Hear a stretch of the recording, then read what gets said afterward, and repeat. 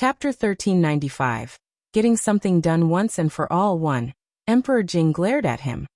Can you beat second eldest? How is that possible? Don't need to say one finger from second brother. Even a thread of hair of his could exterminate him. The crown prince shook his head with all his might. Emperor Jing heavily snorted. I also am no match for him.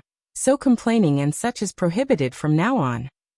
Emperor Jing really couldn't do anything about Nangong Luoyuan. Others could still force their own son with filial piety, but Emperor Jing was wrong from the beginning. If he dared to compel Nangong Luoyuan with filial piety, very likely, the other side wouldn't even look at him. That was simply inviting insult to himself. The crown prince suddenly felt that he wanted to cry, but lacked the tears. From now on, don't go provoke second eldest, otherwise, even I won't be able to protect you. Emperor Jing warned with a stern voice, his gaze turning from the crown prince to the empress. At this moment, the empress's eyes were half narrowed. Her eyes were lifeless, decrepit, and had given up all hope.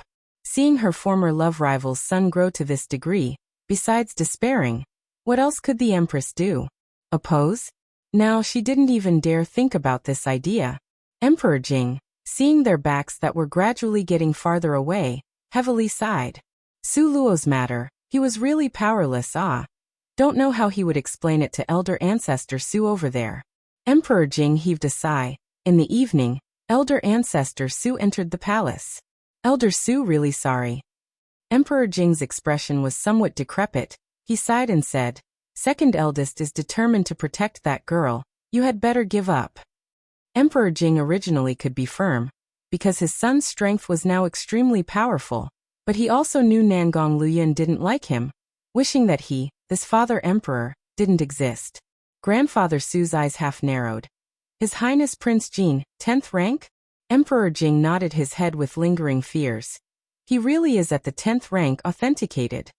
A trace of crazy jealousy flashed in Elder Su's eyes. Wanting to advance for so many years, he spent so much mental and physical efforts. Originally, he thought after he exited closed-door cultivation he would amaze the world, but Nangong Luoyuan's existence ruthlessly smashed his self-esteem to pieces. Because when he entered closed-door cultivation, Nangong Luoyuan was only 7 or 8 years old. However, in the blink of an eye, he was promoted to the 8th rank, but Nangong Luoyuan, however, really was constantly comparing one to others will only make one angry to death. Elder Su pushed down the jealousy in his heart, and indifferently drank a mouthful of tea. Is Su Luo also at the 8th rank? This isn't so. The rumors really were mixed with too much water.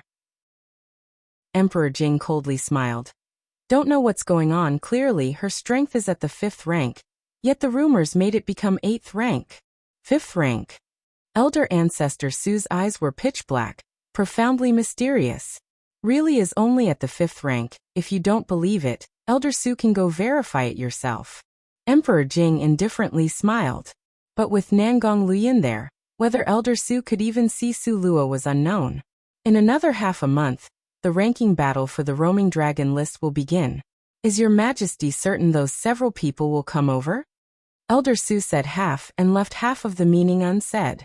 Emperor Jing naturally understood the meaning of his words. The ranking battle for the roaming dragon list, every time, there was a main judge, with 4 assistant judges.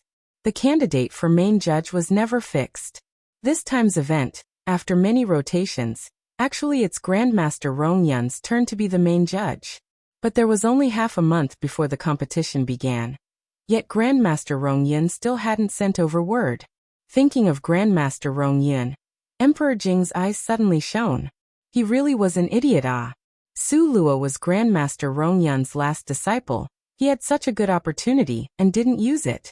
Why should he waste so much physical and financial resources to look around? Chapter 1396. Getting things done once and for all. 2. Moreover, Emperor Jing also realized that he had done something really stupid. He had continuously forgot. Su Luo was Grandmaster Rong Yun's last disciple. His impression of Su Luo had always been the disliked daughter birthed by a concubine from Su Manor. Grandmaster Rong Yun's disciple naturally was worthy of Nangong Luoyuan. Also, through Su Luo he could get in touch with Grandmaster Rong Yun. This was an extreme honor. Compared to Grandmaster Rongyin, Elder Su was certainly not enough to look at. Therefore, Emperor Jing firmly waved his hands. It's impossible for Su Luo to return to Su Manor. You should just give up. Moreover, she is Grandmaster Rongyun's disciple.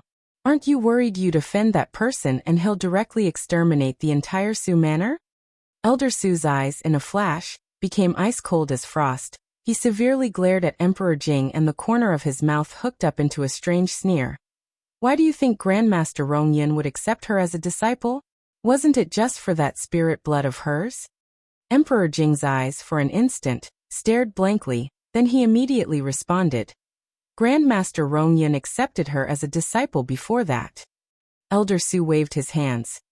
Those people's thoughts, could he not guess completely? Humph, be that as it may. Elder Su had no choice but to put away his coveting heart. He decided to wait and see if Grandmaster Rongyun would protect that girl, and then act according to circumstances. After Nangong Luoyuan and Su Luo left the imperial palace, they sat on the dragon-scaled horse and directly went to the southern mountains. Don't know who spread the news on this journey. Countless ambushes appeared once again. Su Luo speechlessly shook her head. Going on like this, what kind of thing would it be? It's simply too annoying. Every time she went out, she would be chased to kill. But these people's strengths, she completely wouldn't put in her eyes. So Su Luo didn't make the move herself, and every time, she would send her spirit pets out to go deal with them.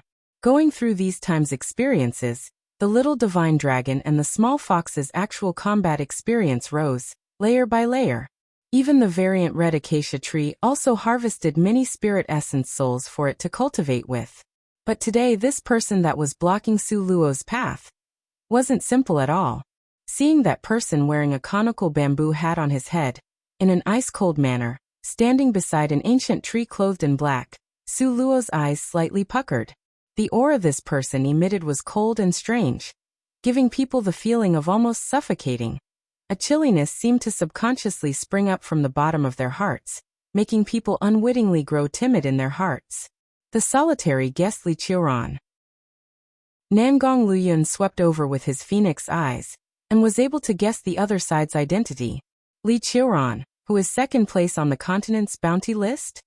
Su Luo's expression was unperturbed. The feeling he gives me is not less from that old witch Yanxia at that time. Fairy Yanxia was once the #1 person on the continent's bounty list.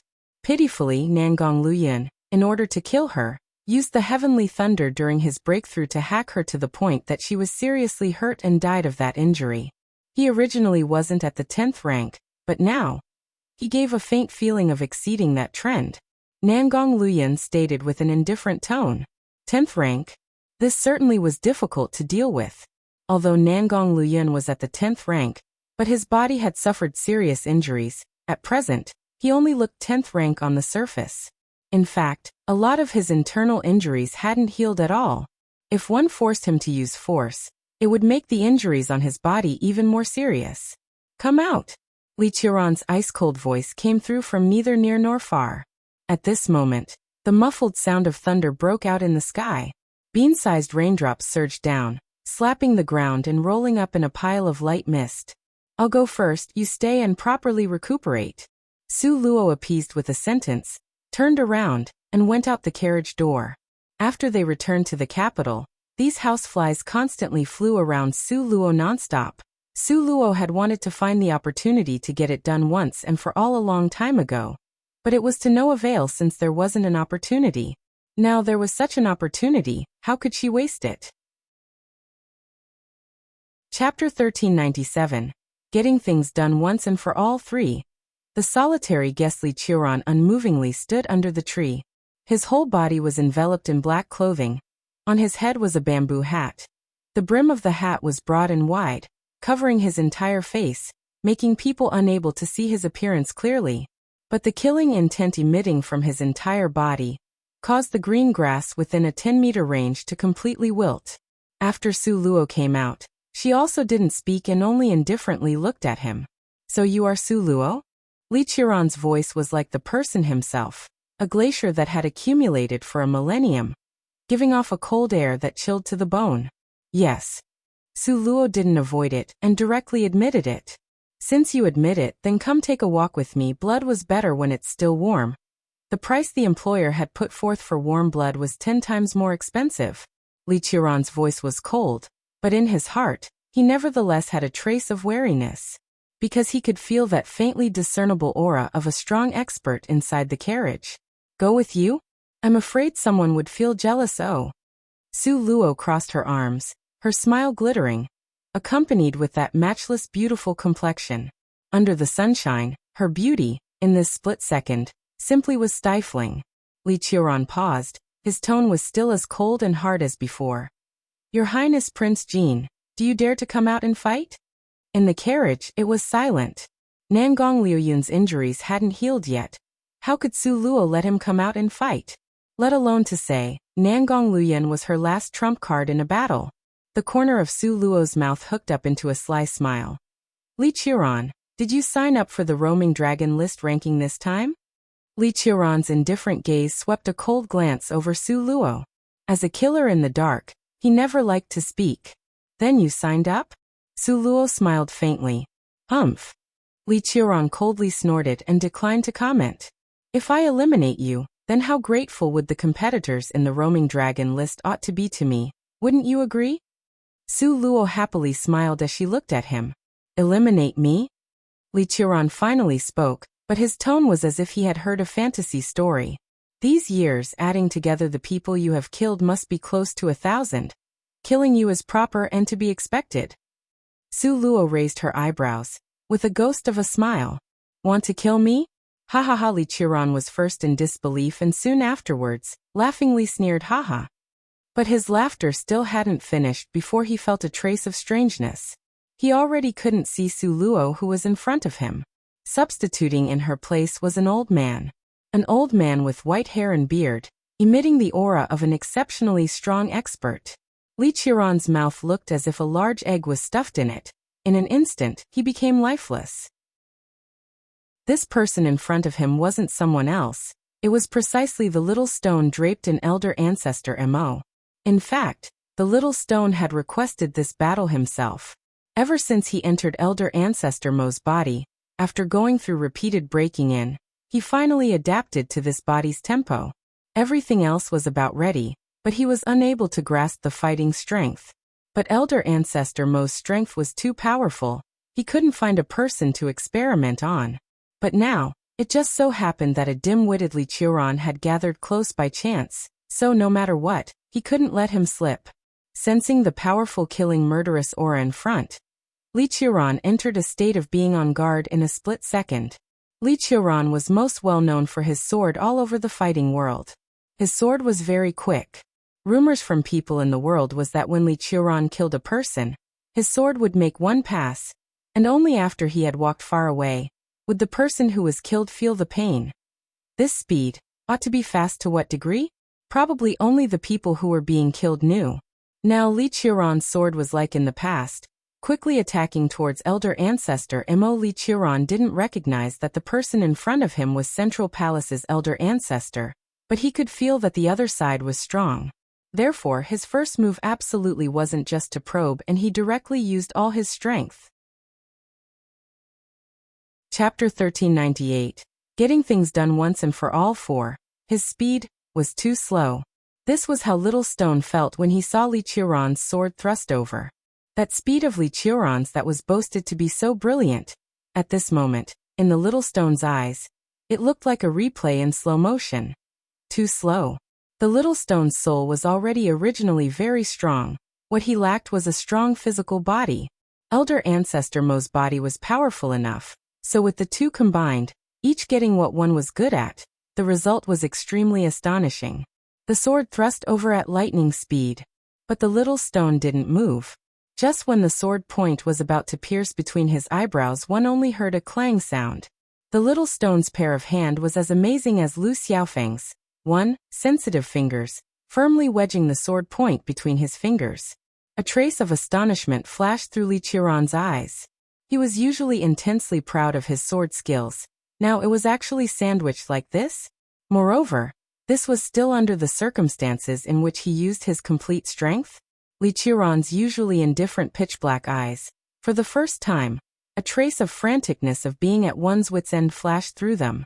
However, his instinct as a killer made him quickly focus his mind to try and snatch his sword back.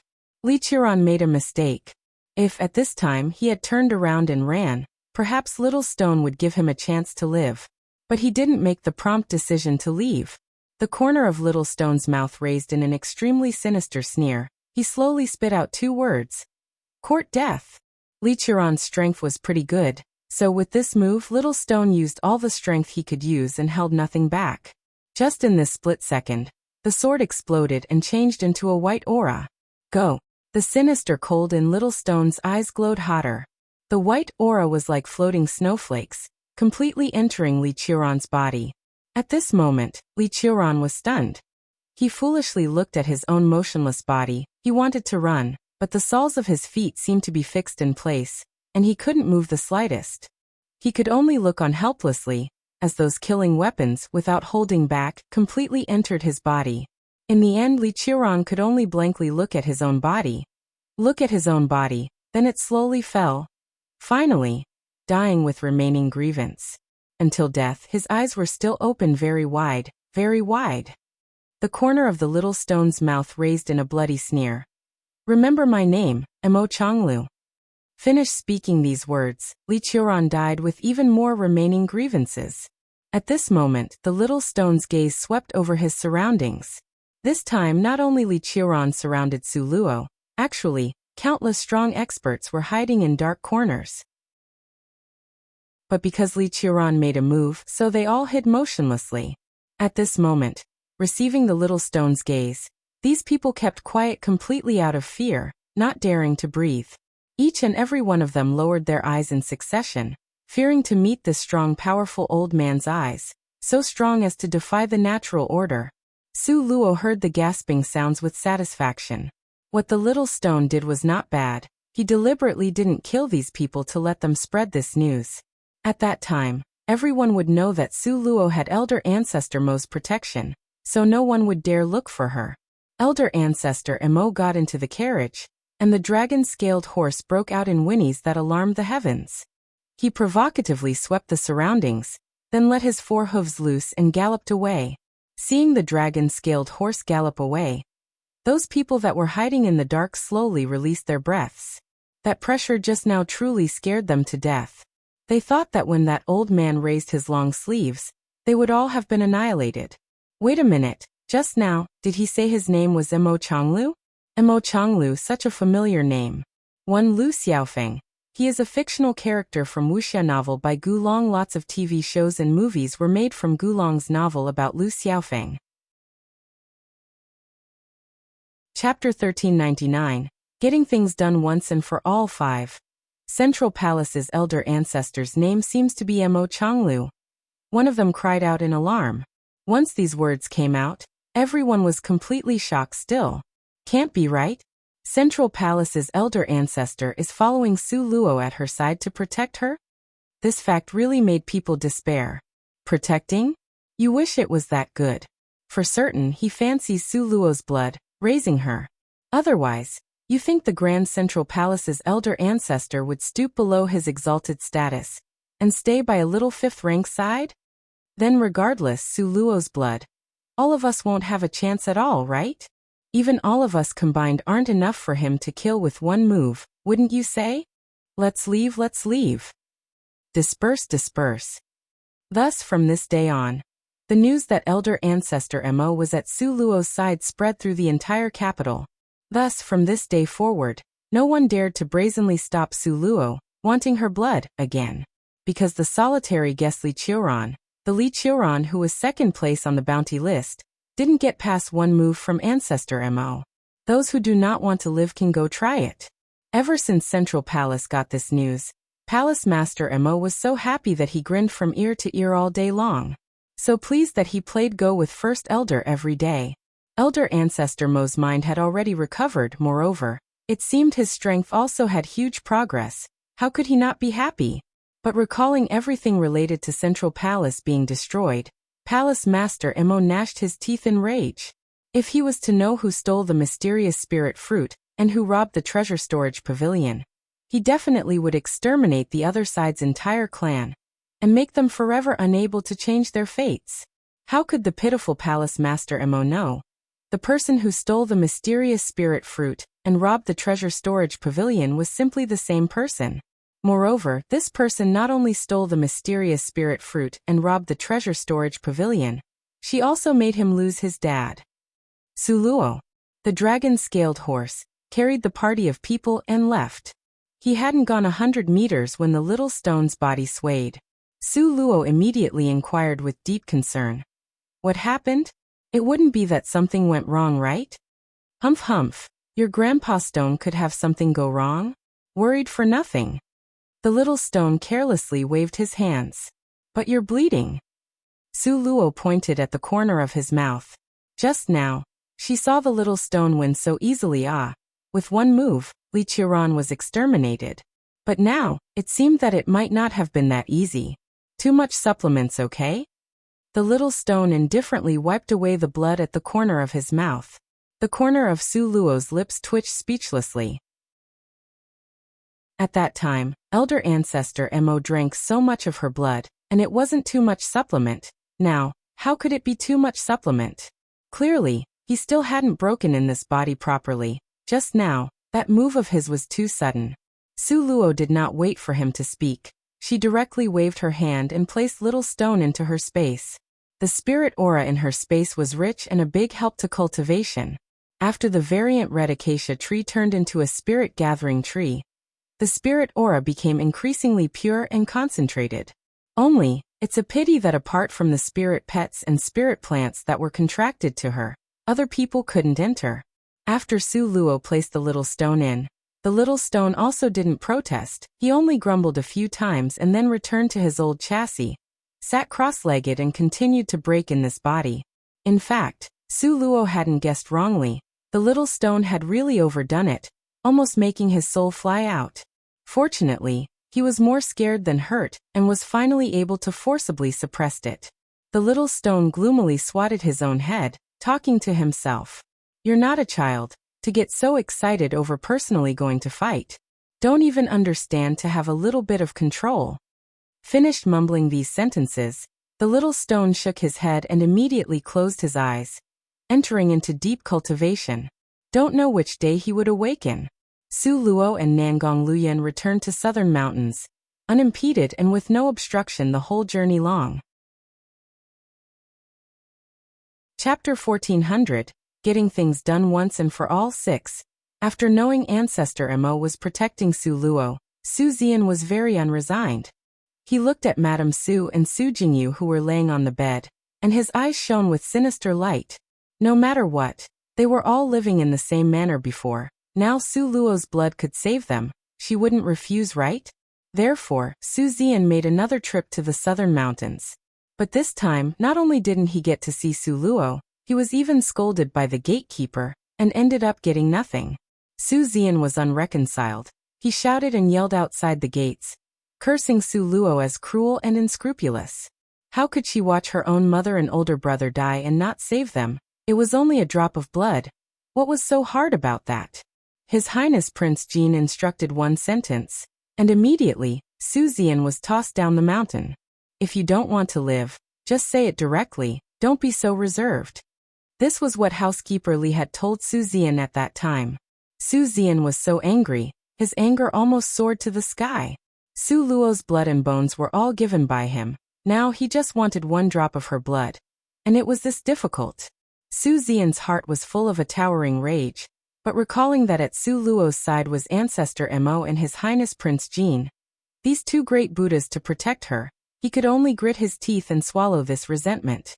He could only look forward to this time's roaming dragon-less competition, and Su Luo going to fiercely take a tumble, falling to the point of being half dead.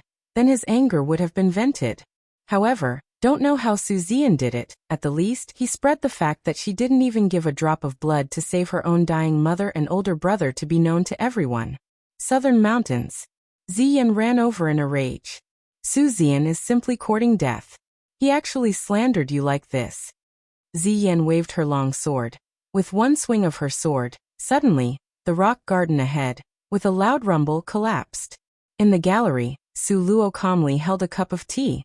Her right hand used the lid to push away the tea leaves, not even lifting her eyelids. You are not even a bit angry? After Ziyin was done venting, she ran up to Su Luo and asked in a fuming manner, "Aren't you being angry for me?"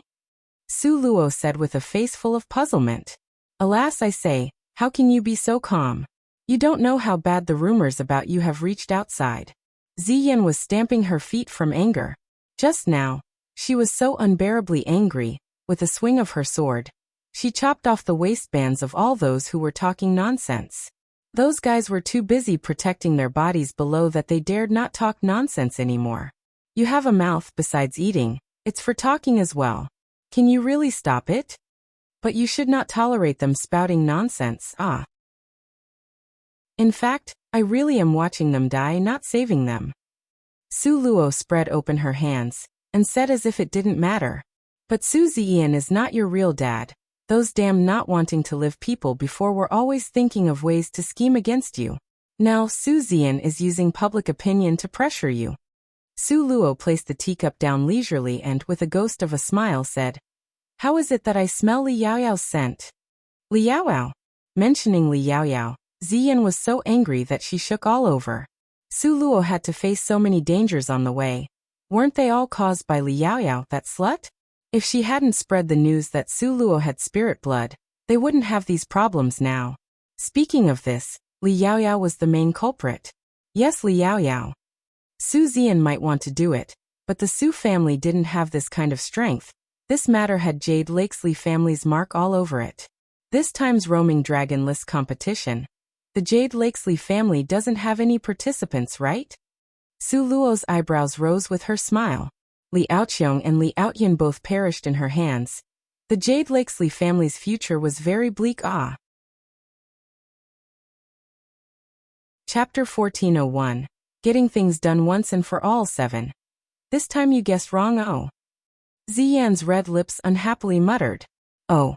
How so? Su Luo was full of interest as she asked. Li Aoqiong and Li Aoyan are truly talented, but Li Aoqiong only has the strength of a 4th rank now, and will be like this for a lifetime. As for Li Aoyan, even now, no one has seen him alive, and if dead, no one has seen his body. Everyone thinks he is already dead. Ziyan said. Su Luo nodded. Li Aoyan is indeed dead. You're sure? Ziyan cried out in surprise. I'm very sure. Su Luo's smile had a deep, profound meaning. So it was you guys. Ziyan suddenly felt speechless. There were still bets set up in gambling houses, betting on if Li Aoyan was alive or dead. Didn't expect that he was long dead. Su Luo smiled. After Ziyan was done being rueful, she went back to the main subject. That's right, we were talking about Li Yaoyao's family's 3rd generation. I have no choice but to say that this Li Yaoyuan's luck is really good. At that time, he had a love child on the outside, but no one expected that this love child was extraordinarily gifted. Even Li Aoqiong and Li Aoyan were not good enough to flatter him. Oh, a love child? Su Luo frowned slightly. Li Aoqiong and Li Aoyan's strength was not bad. Now, they were not good enough to flatter him. How amazing would he be? A love child raised outside should have some contradiction with the family, right? Su Luo didn't think that the love child would have much yearning for Jade Lakesley family. Moody feelings towards the family can hardly be avoided. However, Jade Lakesley family's 3rd generation either died or were ruined. There's basically no qualified successor. So this time, Li Yaoyuan put forth huge sincerity to ask this love child to return to Jade Lake Palace. When Ziyan sat up to hear, she sighed with ruefulness. So the love child just returned like that. Su Luo laughed indifferently. Is his mother still alive? I just knew you were smart. Ziyan giggled. His mother is still alive, as beautiful as before. That love child wants his mother to become the legal first wife, and wants Li Yaoyuan to make a public announcement. Then what about Li Yaoyao's mother? Su Luo blinked her eyes curiously. That lady, I heard, had already entered the family hall of worship. Ziyan blinked her eyes while she gossiped. I heard Li Yaoyao was about to go insane from anger. Finally, she cried as if she was about to die. But Palace Master Li ignored her. Alas, who told this lady to have such bad luck? Originally, she gave birth to 3 kids. The oldest son was a genius, who eventually insulted this person called Su Luo. In the end, they either died or got ruined. None of them had a happy ending. Hey, wait a minute. Su Luo grasped the important part of this long speech. Li Yaoyao, you said? Could it be that I haven't told you? Ziyan patted her head in bewilderment. You didn't say anything. Su Luo patted her shoulder. Youngster, did you forget some really important news? Li Yaoyao's cultivation was wasted, moreover, she will never be able to cultivate again. Does this count as important news? So that's how it is. Su Luo sucked in a cold breath of air. At that time, she watched as Nangong made the move. She was also puzzled. Under these circumstances, how was Li Yaoyao able to escape? It seemed that even though she escaped back then, her body's functions were all destroyed. That's right, afterwards, Li Yaoyao agreed to making the love child's mother the legal wife, with one condition. Could it be related to me? Su Luo pointed at her own nose. It really is related to you. Do you know? That love child comes with a mission to kill you. This was Li Yaoyao's idea. Chapter 1402. Getting Things Done Once and for All. 8. Ziyan was completely speechless.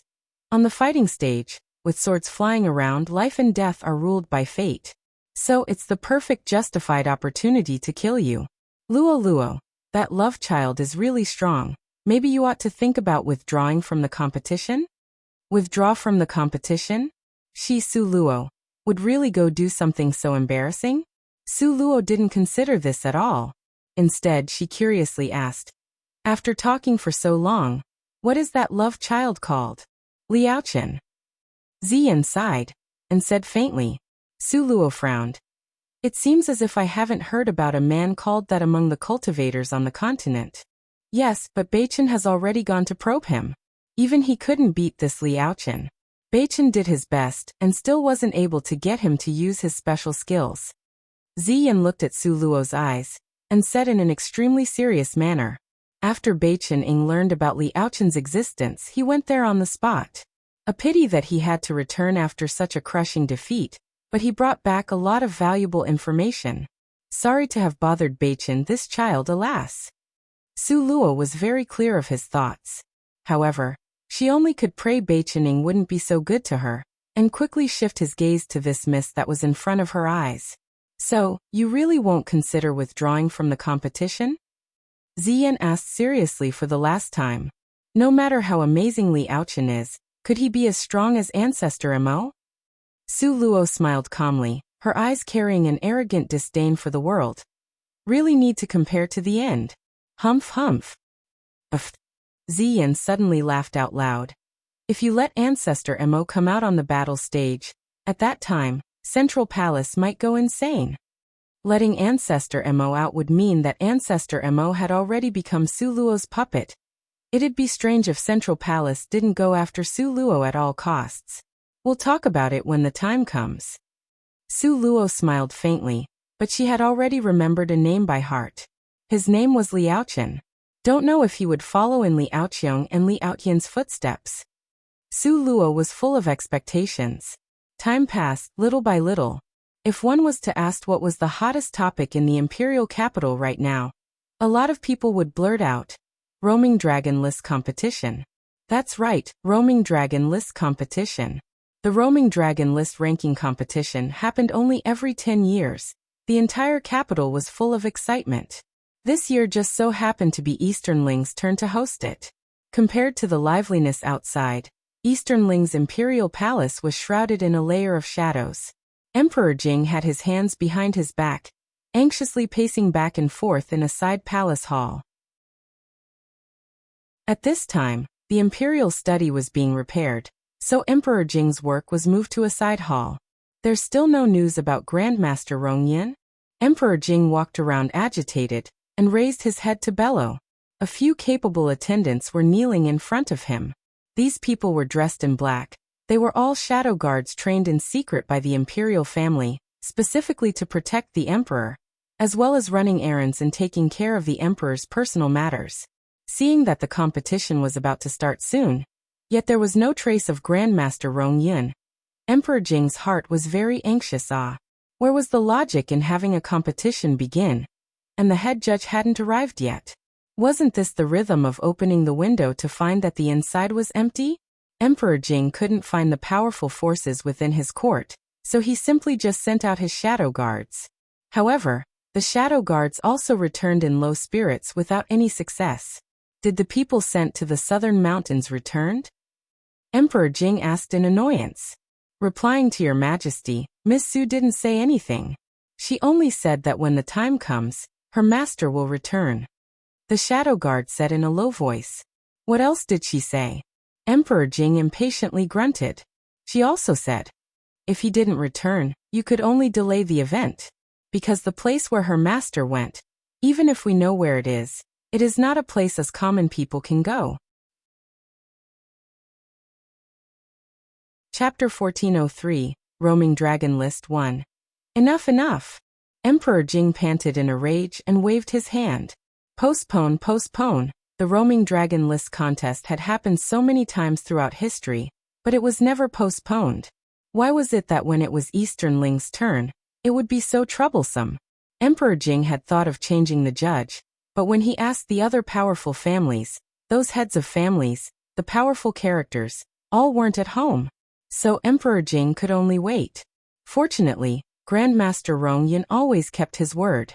The day before the competition, after finally arriving slowly, it's time for the Roaming Dragon List feast to start. Southern Mountains. When Su Luo saw Grandmaster Rong Yin, happiness showed up in her eyes. She pursed her lips into a smile. Master, you finally came back. If you hadn't, Uncle Nangong would have dispatched people to kidnap me. Grandmaster Rong Yin was dressed all in white, his long body slim and graceful. His face was like the mid-autumn moon, gentle as jade, elegant as chrysanthemum. His noble refined taste simply made people suffocate. But this slim figure actually had the strength to stand at the peak among humans. Grandmaster Rong Yin looked at Su Luo and smiled faintly. In a gentle and low voice he asked, "Is your body completely healed?" His always said it in an even manner that was gentle and indolent. The tone was indescribably pleasant sounding. Su Luo ran up to him and grabbed his arm. Bringing up her right wrist, she giggled and said, "Master, you have a look for yourself if I'm healed or not." Grandmaster Rong Yin cast a sideways glance at Su Luo. His pitch-black eyes were like the thick brush strokes in an ink painting, and nodded slightly. "Recovery is not bad. Really a delicious piece of sweet-scented fat meat." Grandmaster Rong Yin pinched Su Luo's protruding cheeks, and turned his lips up slightly in a spoiling smile. Rong Yin didn't smile much, but when he smiled, it gave off a gentle beauty, with no adjectives in the world to describe it. Simply beautiful enough to make people foolish. Su Luo just looked at him with stupefied eyes. In the end, she was lifted away by Nangong Luoyin. Nangong Luoyin's arms extended out and put Su Luo behind him. He then cast a sidelong glance at Grandmaster Rong Yin. Grandmaster is worthy of the title, coming so late and still having the time for small talk here. Nangong Luoyin. Su Luo pulled at his sleeve secretly. How could he be so rude to Master? Nangong Luoyin let Su Luo pull on his sleeve until it almost broke off and still didn't look at her. Only, his face became more overcast. The corner of Grandmaster Rong Yin's mouth gracefully raised. His thin long fingers hooked toward Su Luo. "Come to your master's side." Master gave an order. Disciple wouldn't dare disobey. Therefore Su Luo pushed Nangong Luoyin aside, and eagerly ran to Grandmaster Rong Yin's side. This side, Nangong Luoyin couldn't pull her back, and his face immediately became black as the ash at the bottom of a pot, so heavy that water could almost drip out. His pitch-black hair, which fell downwards, now stood up straight by the roots. His hands firmly clenched into fists, emitting bone-cracking sounds. On the other side, Grandmaster Rong Yin led Su Luo and talked as if no one else was present. He was just that beautiful. Every movement was highly elegant, graceful to the extreme. His strength was unfathomable, making people's heart feel uncertain. Su Luo didn't notice Nangong Luoyin's black pot-like face. Right now, she and her master sat on a soft couch side by side, softly and smilingly telling him what happened. Master always had a stern face before, so Su Luo was used to his cold detachment. Suddenly, Master became so amiable. Su Luo naturally wanted to grab this opportunity. Now Su Luo's speech was exultant and full of vigor. Compared to Nangong Liuyun's ashen and angry face, the difference was very obvious. Finally, Grandmaster Rongyun pinched Su Luo's small arms and furrowed his beautiful eyebrows. Still such little strength. Chapter 1404, Roaming Dragon List 2. Master, you should feel assured that having Ancestor Mo, this super strong bodyguard, nothing will happen. Su Luo patted her little chest confidently, and said as if by right, what if several ancestors from prominent families all come together? Rongyun's eyes shone like obsidian. That won't happen, right? Su Luo immediately thought of a huge problem. Even Master has returned, then those several ancestors that left with him, did they all come back as well? They all came back. As if Grandmaster Rongyun knew what Su Luo was thinking, he directly gave her an accurate answer. Then, Su Luo wanted to say that they shouldn't have any interest in her blood, right? But remembering Ancestor Mo, Su Luo kept silent. After Ancestor Mo went mad, he kept pursuing her based on pure instinct. How could those elder ancestors not be interested? What was she to do? Grandmaster Rongyun tapped Su Luo's forehead. If we were to wait for you to come up with an idea, 10 of you would have been killed already. Master has already solved this problem? Su Luo's eyes shone immediately. Master's rank was simply on a completely different level than she was. One ancestor Mo chased her to be killed until she had nowhere else to run, and she almost died tragically on the spot. In the end, it was with Nangong Liuyun's help that they both managed to stay alive. As for Master's solution, looking at his mysterious and enigmatic appearance, Su Luo knew that he wouldn't tell her. Su Luo seized this chance and told him about the matter of Northernmost Third Princess. When he heard she was a light and ice system dual-element mage, Grandmaster Rongyun was somewhat surprised, then patted Su Luo's head immediately. You did good. Su Luo immediately felt very pleased from the praise. When she was on Cloud Mist Peak, no matter how good she did, Master merely gave a grunt in acknowledgement. Now she received a third princess, and he actually unprecedentedly praised her. Su Luo thought that her master had changed to be a lot cuter than before. Just when the master and apprentice were having a good long conversation, being all warm and affectionate, one figure walked up with his slender legs, taking steady steps. His whole body emitting rage, like an Azura from hell. His expression was gloomy, and his eyes shone with cold light. Nangong Liuyun. Su Luo found the time to glance at him. Why was he so angry? Who provoked him? Nangong Liuyun in one move picked Su Luo up and snorted coldly. The day is not early anymore, let's go home and sleep.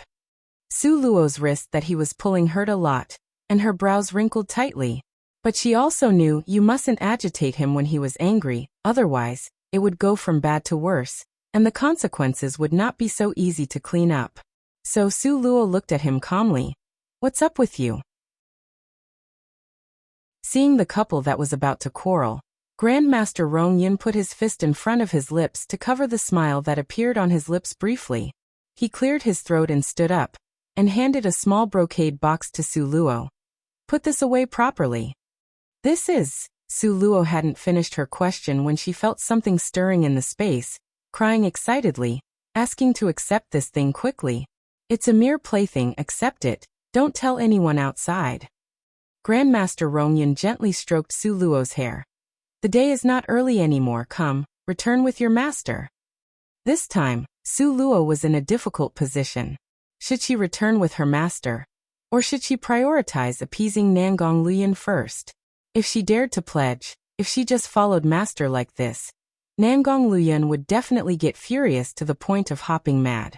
The last time he was angry, he demolished a mountain. Don't know what he'll do this time. Now Nangong Liuyun's face was very ugly. Chapter 1405, Roaming Dragon List 3. He pulled at Su Luo's hand, and the strength he used was about to break Su Luo's wrist.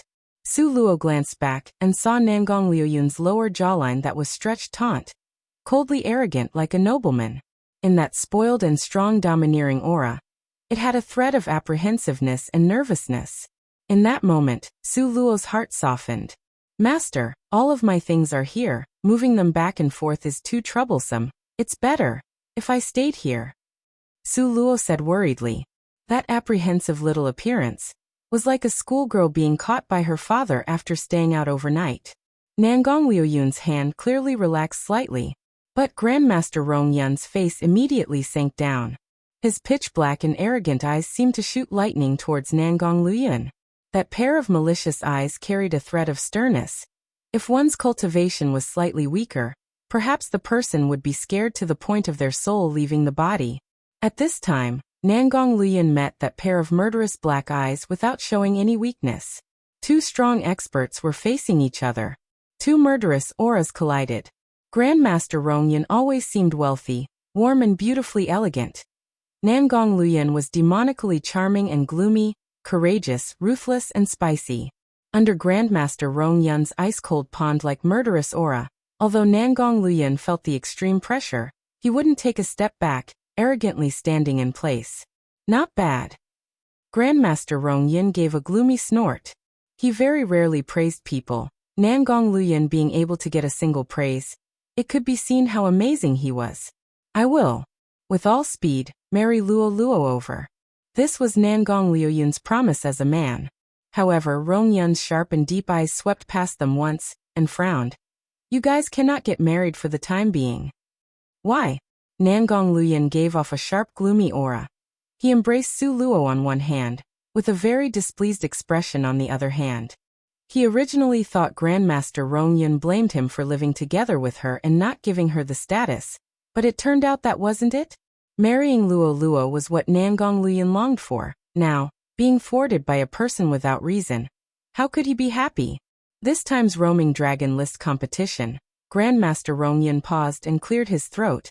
If you can get first place, then you will have an opportunity to marry our family's Luo Luo.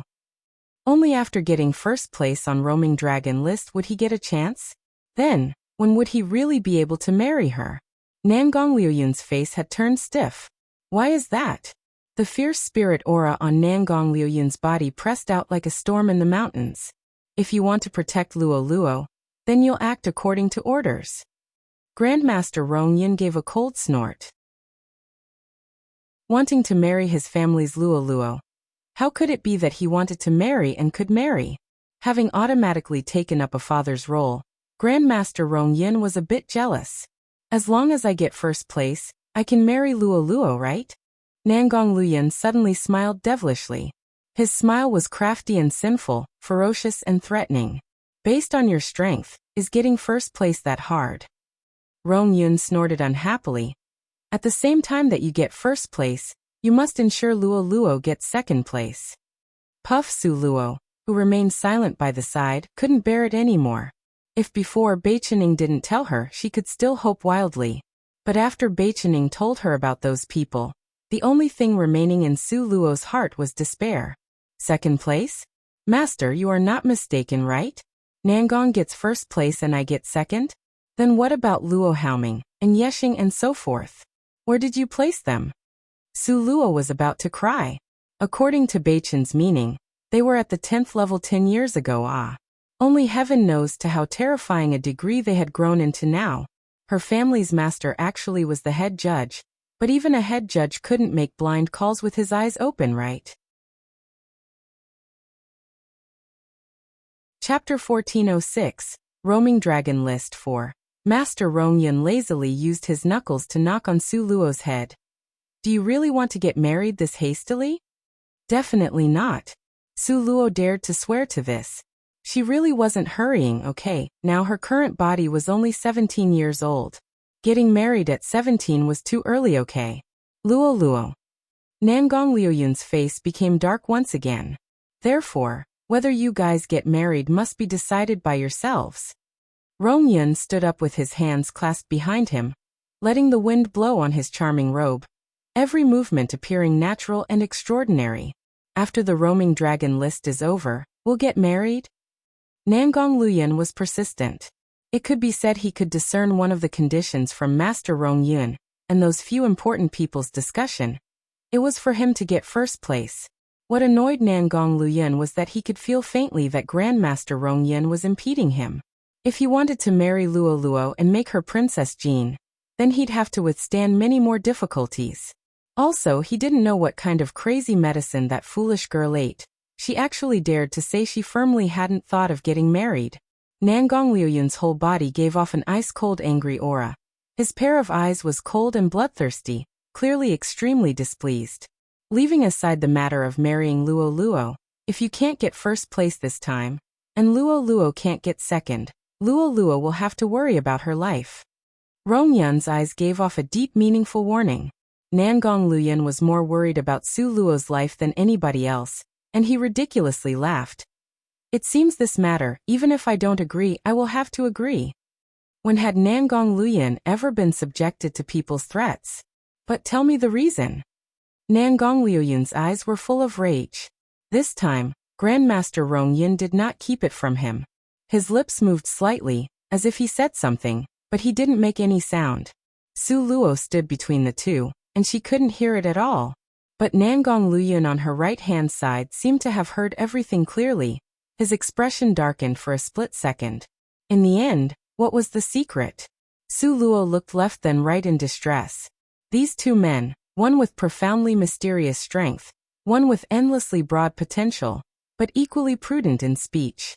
Although Master used secret language to pass on words, then she must be kept completely in the dark.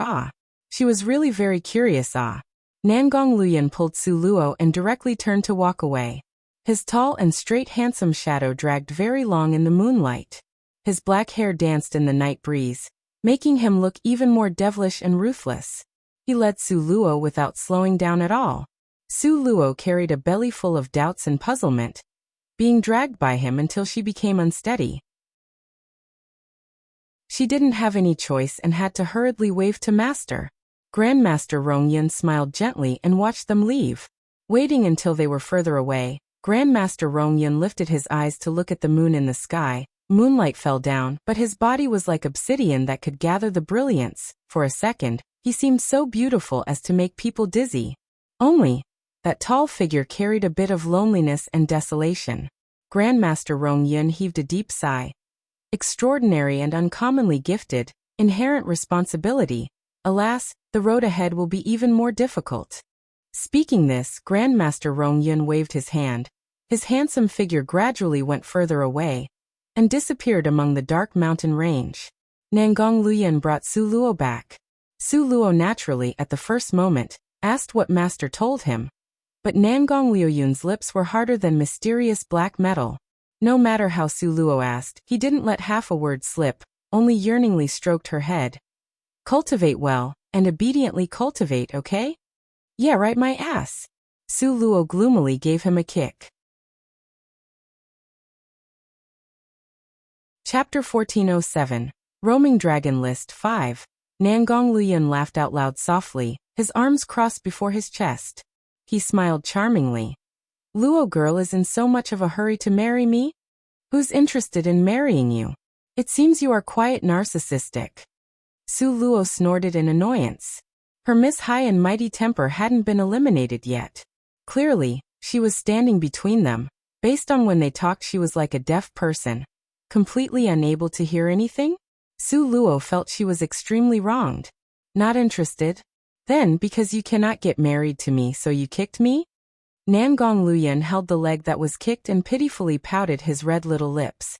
I'm not afraid of you. Su Luo also knows, since Master didn't say anything before, then he definitely had his plans. No matter what she said, she wouldn't be able to change the outcome, so Su Luo just switched the topic. As long as your injury gets better, then first place is yours to take, but what am I supposed to do? It's not that Su Luo belittled herself, rather, she was just a honest 8th rank, her strength was displayed out there like that. How was she to fight? It was the same as asking her to win a fight against Nangong Luoyun. Absolutely impossible. We must win. Nangong Luoyun's tone was unprecedentedly serious and grave. Can't win. Su Luo spread out her hands. Don't worry, at the worst I'll kill them all. Nangong Luoyun's eyes were pitch black and bottomless, so deep as to be immeasurable, making it impossible to tell if his words were true or false. Do you have to be so outrageous? Su Luo felt this wasn't really that fair. We must win. This time, Nangong Luoyun was exceptionally firm. Su Luo was speechless. Now the ancestors of these families have returned. Concerning their family's seated player, they are all well protected. I think the difficulty of killing them will be much higher than for me to win against them. Therefore Luo girl must cultivate diligently, strive for second place. Nangong Luoyun's face was brimming with smiles, as if the Azura with a murderous aura that just crawled out of from hell just now wasn't at all related to him. Got it. Su Luo nodded her head helplessly. Be that as it may, but... Su Luo still speechlessly lifted her eyes to the sky. Let's hope this time her luck was still as good as before. In the wake of Grandmaster Rong Yun's arrival, the 4 secondary judges also arrived, so the roaming dragon list competition was held as scheduled. Before the competition, Bei Chening ran over excitedly. He accompanied Su Luo to walk while talking. Only 100 contestants will enter from 200. A lot of people bet that you would lose. Su Luo suddenly returned to her senses. Tell me about the rules of the competition. Bei Chening's eyes opened wide in an instant. Rules of the competition? Yes, rules of the competition. Su Luo very calmly nodded. Bei Chening staggered and almost fell down, and shouted in disbelief. The competition is about to start today, and you still don't know the rules of the competition? Su Luo feigned calmness. Am I not waiting for you to tell me? In fact, Su Luo had wanted to ask about it yesterday, but the conversations with Master and Nangong Luoyun disturbed her state of mind. She tossed and turned the whole evening and could not sleep, so she forgot to ask about the situation. Bei Chening put his palm on his forehead helplessly. Really admire you. Su Luo laughed calmly. Really was the emperor not worried, but the eunuchs were anxious. Bei Chening was helpless. He could only explain everything to Su Luo in detail, so she could understand it. The competition was divided into preliminaries and finals. From the top 10 families, every family had 10 spots, a total of 100. The rest of the sects and families on the continent also had a total of 100 spots. Chapter 1408, Roaming Dragon List 6, 100 spots. Every spot was not easy to come by. Everyone had to pass layers after layers of selection, until the candidates with the most potential remained. Then these 200 people drew lots, fought one-on-one against each other, and that's how the top 100 candidates are decided. Of course, there was the possibility that Su Luo would be eliminated in this round. If her luck was bad and she drew the top contestant of the last Roaming Dragon List competition, Luo Haoming. Su Luo touched her nose. Her luck couldn't be so bad as to be stuck in such an outrageous circumstance, right? But they hadn't drawn lots yet, so who knows? This time, a group of people had already arrived on the battle stage. Originally, Eastern Ling's battle stage was very bad. Experts at the 10th rank simply could not fight on it, because very possibly, with one punch, the stage would fall apart completely. However, Grandmaster Rong Yun was indeed very strong. After he reinforced the battle stage, it seemed to be enveloped in a protective layer. Even if a commander-ranked expert was to hit it, he might not be able to break it apart. The battle stage was a kilometer long, in the shape of an oval. It was surrounded by gradually rising layers of spectator seats. Based on size, it could hold 200,000 spectators. In the middle of the battlefield, there were 5 platforms of different sizes. In the distinguished guests gallery, 5 judges were already seated. At the same time, the top 10 families' seats were all near the distinguished guests gallery, very close to the battle stage. The battle stage was already reinforced by Grandmaster Rong Yun, so there was no need to worry about the dangers of the battle spreading. However, a competition of this level, Grandmaster Rong Yun definitely did not have to show up. This time, all the competitors had arrived. At this time, the host was on stage announcing the rules. Because time was limited, every day, there would be 4 fights on 5 platforms. In other words, there were 20 fights every day. The top 100 competition would be completely finished in 5 days. Moreover, every fight would have a time limit of 1 hour. If after 1 hour, a victor had not emerged, then both would be eliminated, so the fight would be very quick. The host held a huge horn, still continuing to rile up the crowd with his passion. After 3 months of primary selection, the 200 experts are freshly out of the fire. Everyone standing here is an expert with the most potential on the continent. Today we will start the top 100 competition. Only those that enter the top 100 will be able to really prove their potential. A string of excited cheers resounded from the spectators. They had also bought tickets to see the previous small matches, but how could it be compared to this? Not mentioning others, just 10 strong experts from each of 10 powerful families. They were all amazing characters. Only when the strongest clashed with the strongest would it be the most marvelous to watch. Comparing to this, the competitions before could only be considered exhibition games. At this time, Bei Chening, who sat beside Su Luo, said to her in a low voice, "Sister-in-law, you must win. I have bet all my money on you." "Bet on me?" Su Luo blinked her eyes. "Why not bet on yourself? Because your payout is a lot higher. Bei Chening covered his mouth and muttered to Su Luo, "Before there were people spreading rumors that you were only at the 5th rank, and that Nangong personally stepped out to snatch a spot for you. You must know, a 5th rank is at the very bottom here, so betting on you to win, the payout is 1 to 5. In other words, bet 1 get 5. Being the banker in a bet wasn't only Bei Chenying's family. This was the best opportunity to earn money. Therefore, every powerful family all participated, each becoming banker and each placing their own bets. Chapter 1409, Roaming Dragon List 7. When do they stop taking bets? Su Luo's eyes shone with a trace of craftiness. Before, she and Bei Chening had already talked about using the Dragon Jade pendant to cheat. Didn't expect that Su Zian and Li Yaoyao's rumors would help her this much. Before the results from the drawing lots come out, Bei Chenying's smile was as radiant as the sun. "Are you bankrolling the bet? Lan Xian and Yi both have shares." Bei Chening had recruited those two. Su Luo carelessly handed him a bag. "Look for families that aren't pleasing to your eyes. Then help me make the bets. Remember, bet it all on me to win."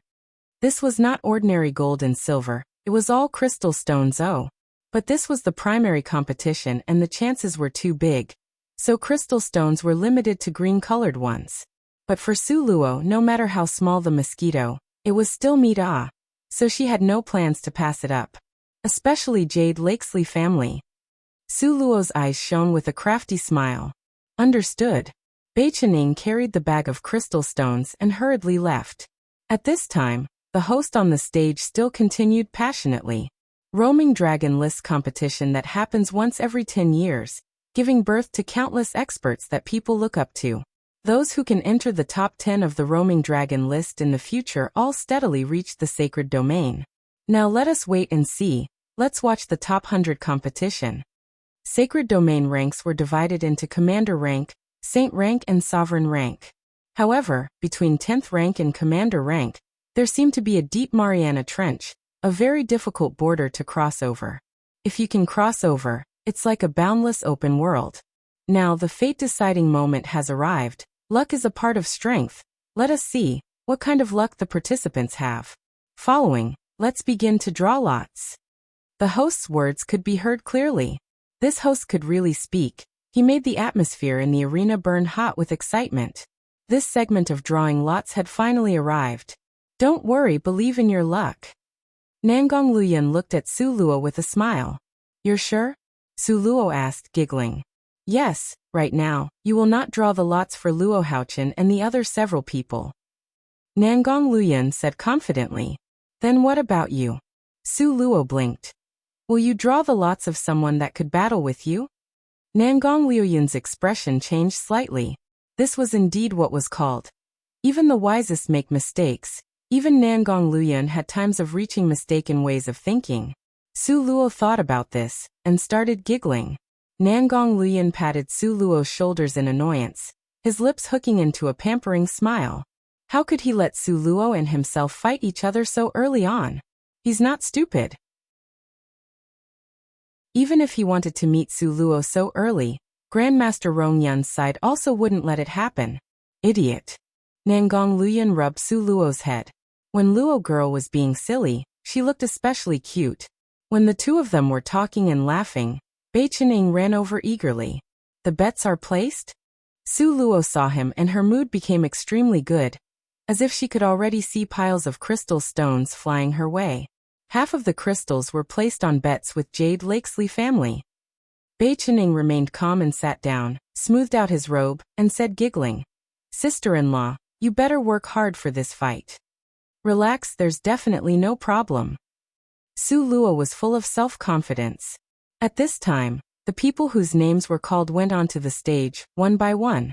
Nangong Luyan, Su Luo and others also followed up soon after. This time's lots were very simple. They were divided into two groups, A and B. From A1 to A100 and from B1 to B100, if you were to draw A1, then your opponent would be B1, and so on. The rules were very simple. Chapter 14:10, Roaming Dragon List, 8. After each person drew a lot, the judges would check it. Then they had to stand in the place designated to the number to wait for their opponent to appear opposite of them. This number also represent the order of the fights later.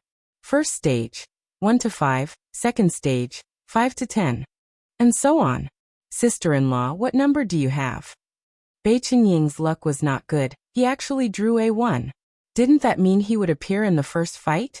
Just at this time, a man with an iron tower-like figure stomped over like a mountain, step by step, walking to the opposite of Bei Chenying. Su Luo patted Bei Chenying's shoulder to console him. Number 36. Su Luo lifted up the sign in her hand and walked away giggling. Bei Chenying glared at the strong man opposite of him in displeasure. When I, Grandpa, was in the 9 different palace halls, how awesomely strong were those iron tower-like strongmen. This Grandpa still destroyed them, just based on you guys? A piece of cake. Let's not talk how much Bei Chenying looked down on his opponent, and talk about Su Luo over there. With the number of people growing very quickly, the long line of people was nearly full. But Su Luo was puzzled, because she waited and waited, but her opponent still hadn't arrived yet. Number B36, vacant, considered as automatically forfeiting the competition. Not long after, the sound of the host could clearly be heard. Immediately, Su Luo's mouth formed an O shape. The people around turned to look at Su Luo, one after another. Damn it! Who is this person? Wasn't her luck too good? Obviously, it was a 200 people competition. There was no need for an empty place. But this lady's luck was so good as to defy the gods. Her opponent actually didn't show up. Bei Chenying incredulously opened his eyes wide, but soon after he relaxed. That's right, Su Luo's luck had always defied the natural order. Who could compare with her when it comes to luck? Able to draw out the 1 in 100 opportunity of a vacant position, this was a part of her strength. This time, the news of a forfeited spot had spread through the entire arena. Immediately, the whole arena was in a commotion. Who is this? So amazing. She doesn't even need to fight in the first round at all.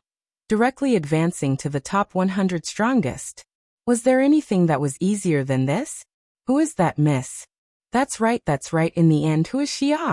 Don't know if I just so happened to bet that she would win. Don't know, she looks really pretty. Could she be the Jade Lakes Fairy? Fart. How could the Jade Lakes Fairy be as beautiful as this miss? Are your eyes covered by feces? Then you tell me, that miss is which deity in the end? Everyone was discussing this spiritedly, but no one could guess Su Luo's identity. In fact, at that time, Su Luo and Su Qing had fought a life-and-death battle on this stage, so a lot of people in the imperial capital had seen her figure. But now, she was as beautiful as an immortal goddess. Those people simply didn't think of Su Luo at all. At this time, Bei Chenying winked towards Su Luo. Lan Xian, that kid, was also worry-free. He yelled loudly and waved at Su Luo. Sister-in-law, sister-in-law. Seeing Su Luo ignoring him, he simply ran over to her with several steps. While running, he also yelled loudly, Luo Luo Su Luo Luo Luo? Could it be? This was impossible, right? A lot of people obviously didn't believe it. Lan Xian, this fool, saw Su Luo as if she hadn't heard him, waved his hand and loudly shouted, Su Luo, over here, over here. Really, this is Su Luo? That little concubine's kid from Su family? The rumored fifth rank, that person His Highness Prince Jean just simply snatched a place for her from Nangong family? The rumored person that won't spare a drop of blood to save the official wife and brother's lives. Chapter 14:11. Roaming Dragon List 9. The person that has the spirit blood? Grandmaster Rong Yun's last disciple. No wonder. No wonder. No wonder. In the wake of each of her identities being spread out, now, the entire populace recognized Su Luo. Su Luo slanted Lan Xian, this fool, a displeased look. Was it glorious to be recognized under such circumstances? It just so happened that her teacher is Grandmaster Rong Yun, and Grandmaster Rong Yun just so happened to be the head judge. Alas, this seed that was planted in the squash field. Sister-in-law, why do you look miserable? There is a big handful of crystal stones. Let's go. We should immediately go to Jade Lakesley family to get it.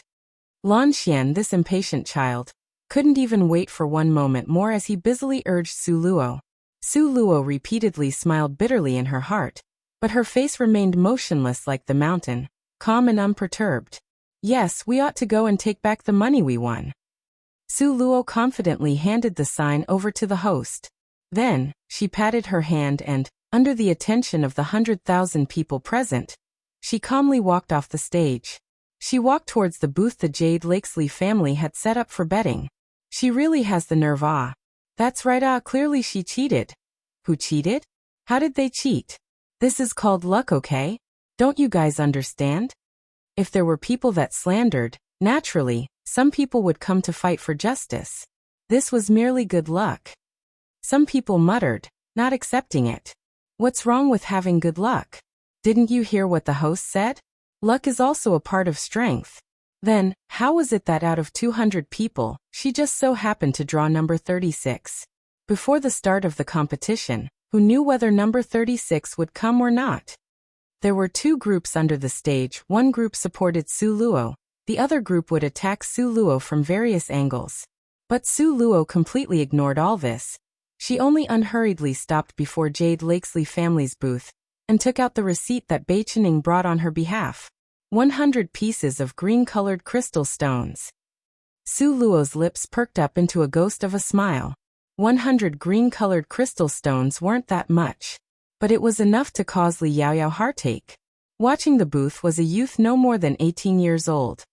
He hesitantly looked at the receipt in Su Luo's hand, and his gaze uneasily glanced towards the direction of the second floor. This was a hall that was 2 floors high. There was a very thick curtain hanging over the doorway to the second floor, but Su Luo could feel a malicious evil meaning shooting towards her from that direction. Su Luo's sneeze was so strong that in an instant, she knew Li Yaoyao sat on the second floor. Should she directly eliminate Li Yaoyao? Su Luo still shook her head. Everyone knew she and Li Yaoyao was like oil and water. If Li Yaoyao was to die here now, the suspicion on her would be very big. Su Luo unhurriedly leaned against the sales counter, the mocking smile at the corner of her mouth increasingly expanding. What? Jade Lakesley family can't afford the loss? A trace of anger flashed through that youth's eyes. Who said Jade Lakesley family can't afford the loss? Humph, humph, some people, in order to win, really will do anything. Nobody had thought that at this time. The always smiling and easygoing Su Luo would actually immediately turn hostile. What's the matter with this bet that Jade Lakesley family set up? Shouldn't you be paying money for the loss? To deliberately falsely accuse other people, actually to say the competition has dirty tricks. Then who dares to bet here? Everyone, am I right or not? Immediately a lot of people also followed an agreement. It's not because they all supported Su Luo, rather, they all placed bets here at Jade Lakesley family. At the time, if Li family didn't pay out, that loss was not only one person's, this concerned their benefits. As a result, each and every one of the gamblers started to stamp their feet and rain curses upon the booth. Chapter 14:12, Roaming Dragon List 10. Su Luo was able to control these gamblers' heart. That youth hasn't seen the world. How could he deal with this kind of situation? Immediately, he was somewhat at a loss as to what to do. At this time, An elderly man that continuously coughed slowly walked out from inside. He waved his hand and the surrounding liveliness was halted by his imposing manner. Afterwards he coldly said to Su Luo, "Jade Lakesley family is as good as their words, won't cheat the young nor old. I ask that this miss don't start a rumor." Su Luo coldly raised an eyebrow. "Start a rumor? Then I'd like to first ask, who is really starting a rumor? Everyone say, am I right?" Yes. The gamblers at this time were unprecedentedly united. This elderly man was an elder that followed at Li Yaoyao's side protecting her. He was dispatched down here by Li Yaoyao. Originally, she wanted to have him taunt Su Luo. But who was to know that this miss was so clever and eloquent? Her mouth was what was called nimble directly forcing a person to have nothing to say. Under thousands of staring eyes, this normally icily arrogant elder, whose nose was pointed to the sky, also couldn't do anything about this. He could only, for the time being, yield first and let that youth apologize to Su Luo. Su Luo waved her hand. "Naturally, someone needs to apologize, however. That person is not you. Now, without delay, first convert my winnings into crystal stones." Su Luo tossed the receipt over. 1 to 5 bet this 100 green-colored crystal stones, in a flash, became 500 green crystal stones. This money-making speed was simply too fast for even a horse rider on a horse to catch up to. If they didn't know Su Luo's identity, if they didn't know the solitary Colicchio was killed by an expert at Su Luo's side, this large bag of crystal stones would attract how many coveting eyes In a private booth on the second floor, a miss wearing a white muslin over her face sat on the yellow rosewood chair. Her hand fiddled with a white jade cup, but through the window opening, she watched Su Luo's gradually departing figure, and the white jade cup in her hand was crushed into fine powder. Eldest miss, elderly saw Li Yaoyao's sinister expression, and his heart jumped slightly. "Clean this up." Li Yaoyao coldly snorted, turned around and left the private booth on the second floor. "Su Luo, right? 500 green-colored crystal stones, right? I don't believe I can't make you spit out these 500 green-colored crystal stones." Li Yaoyao's face was twisted, eyes giving off a malicious light. On top of the fighting stage, the fights had already begun. When Su Luo returned, the first 10 fights had already finished. Bei Chening, completely lacking any suspense, won. The selection of people from the 10 powerful families were decided by the families, whereas the other 100 spots were based on competition of people really fighting and giving their all to get it. When they were competing at that time, the competition had a name called the list outside of the roaming dragon list. Lan Xian was very unfortunate. He ran into the number 5 person on the list outside of the roaming dragon list. The two people's fight could be called within an inch of their lives. Finally, with strength drained and spent, Lan Xian at last got the place to advance after a lot of hard work. Among the fight for the top 100, Lan Xian was considered the one that advanced with the most difficulty. Like Nangong Luyin, that was so effortless as if he was drinking water. He had just stood on the stage, and the judge had just said start. His Highness Prince Jing slightly raised a sleeve, and it was as if he was sweeping away dust. Then the opponent was like a kite with broken strings, blown far away by the wind. However, a fighting champion like Nangong Luyin was a known seeded player. In the early stages of the competition, there simply was no chance to set up bets, because he was a seeded player that would steadily win and not lose. So this first match, besides Su Luo, this upset, other people didn't make a lot of profit. Don't worry, there are still many matches after this. As long as your luck is good, we'll be able to steadily win every time. Bei Chenying's smile was as splendid as the summer flower. While reading Dad, where you going and writing? A little tired. Chapter 14-13, Roaming Dragon List 11. Where would you find such good luck? Su Luo's mouth twitched. Other people definitely won't have it, but you will certainly have it. Bei Chening said as if making a solemn vow. Want to win crystal stones, must take advantage of this time. Next time, I'll still bet on you to win. This time, how much did you win? Su Luo smilingly asked. Not mentioning that Bei Chening had become a banker himself, he even ran over to Jade Lakesley family to make a huge bet. The results of the bet bore fruit in piles, making people extremely envious. Not a lot, he. Bei Qining complacently smiled. He had collected all those money and crystal stones that people lost through betting on Su Luo losing. He bet all of it at Jade Lakesley family to bet Su Luo would win. Because Bei Qining knew that those who bet Su Luo would lose were just coming to deliver money to him. If he took it out earlier to use, it was not some alarming matter. Now, it's already the top 100 competition. The ones that ought to enter have all entered. Some that shouldn't enter have also entered. Bei Qining half narrowed his eyes. Next competition. Luck is very important once again. If you're not careful and draw Luo Haoming. Sister-in-law, you say, what number do you think Luo Haoming will get next time? Lan Xian, in a lively manner, bounced at the side. You really think I'm a god? Su Luo gave a sigh in annoyance. How could she know things that hadn't happened yet? In any case, you are also half a god. Lan Xian laughed happily and moved close to her. But before he could get close to Su Luo, he was already lifted aside by Nangong Luyuan, who then tossed him aside. An Yiming had his fist before his lips pursed into a smile. Did you guys watch Luo Haoming's match?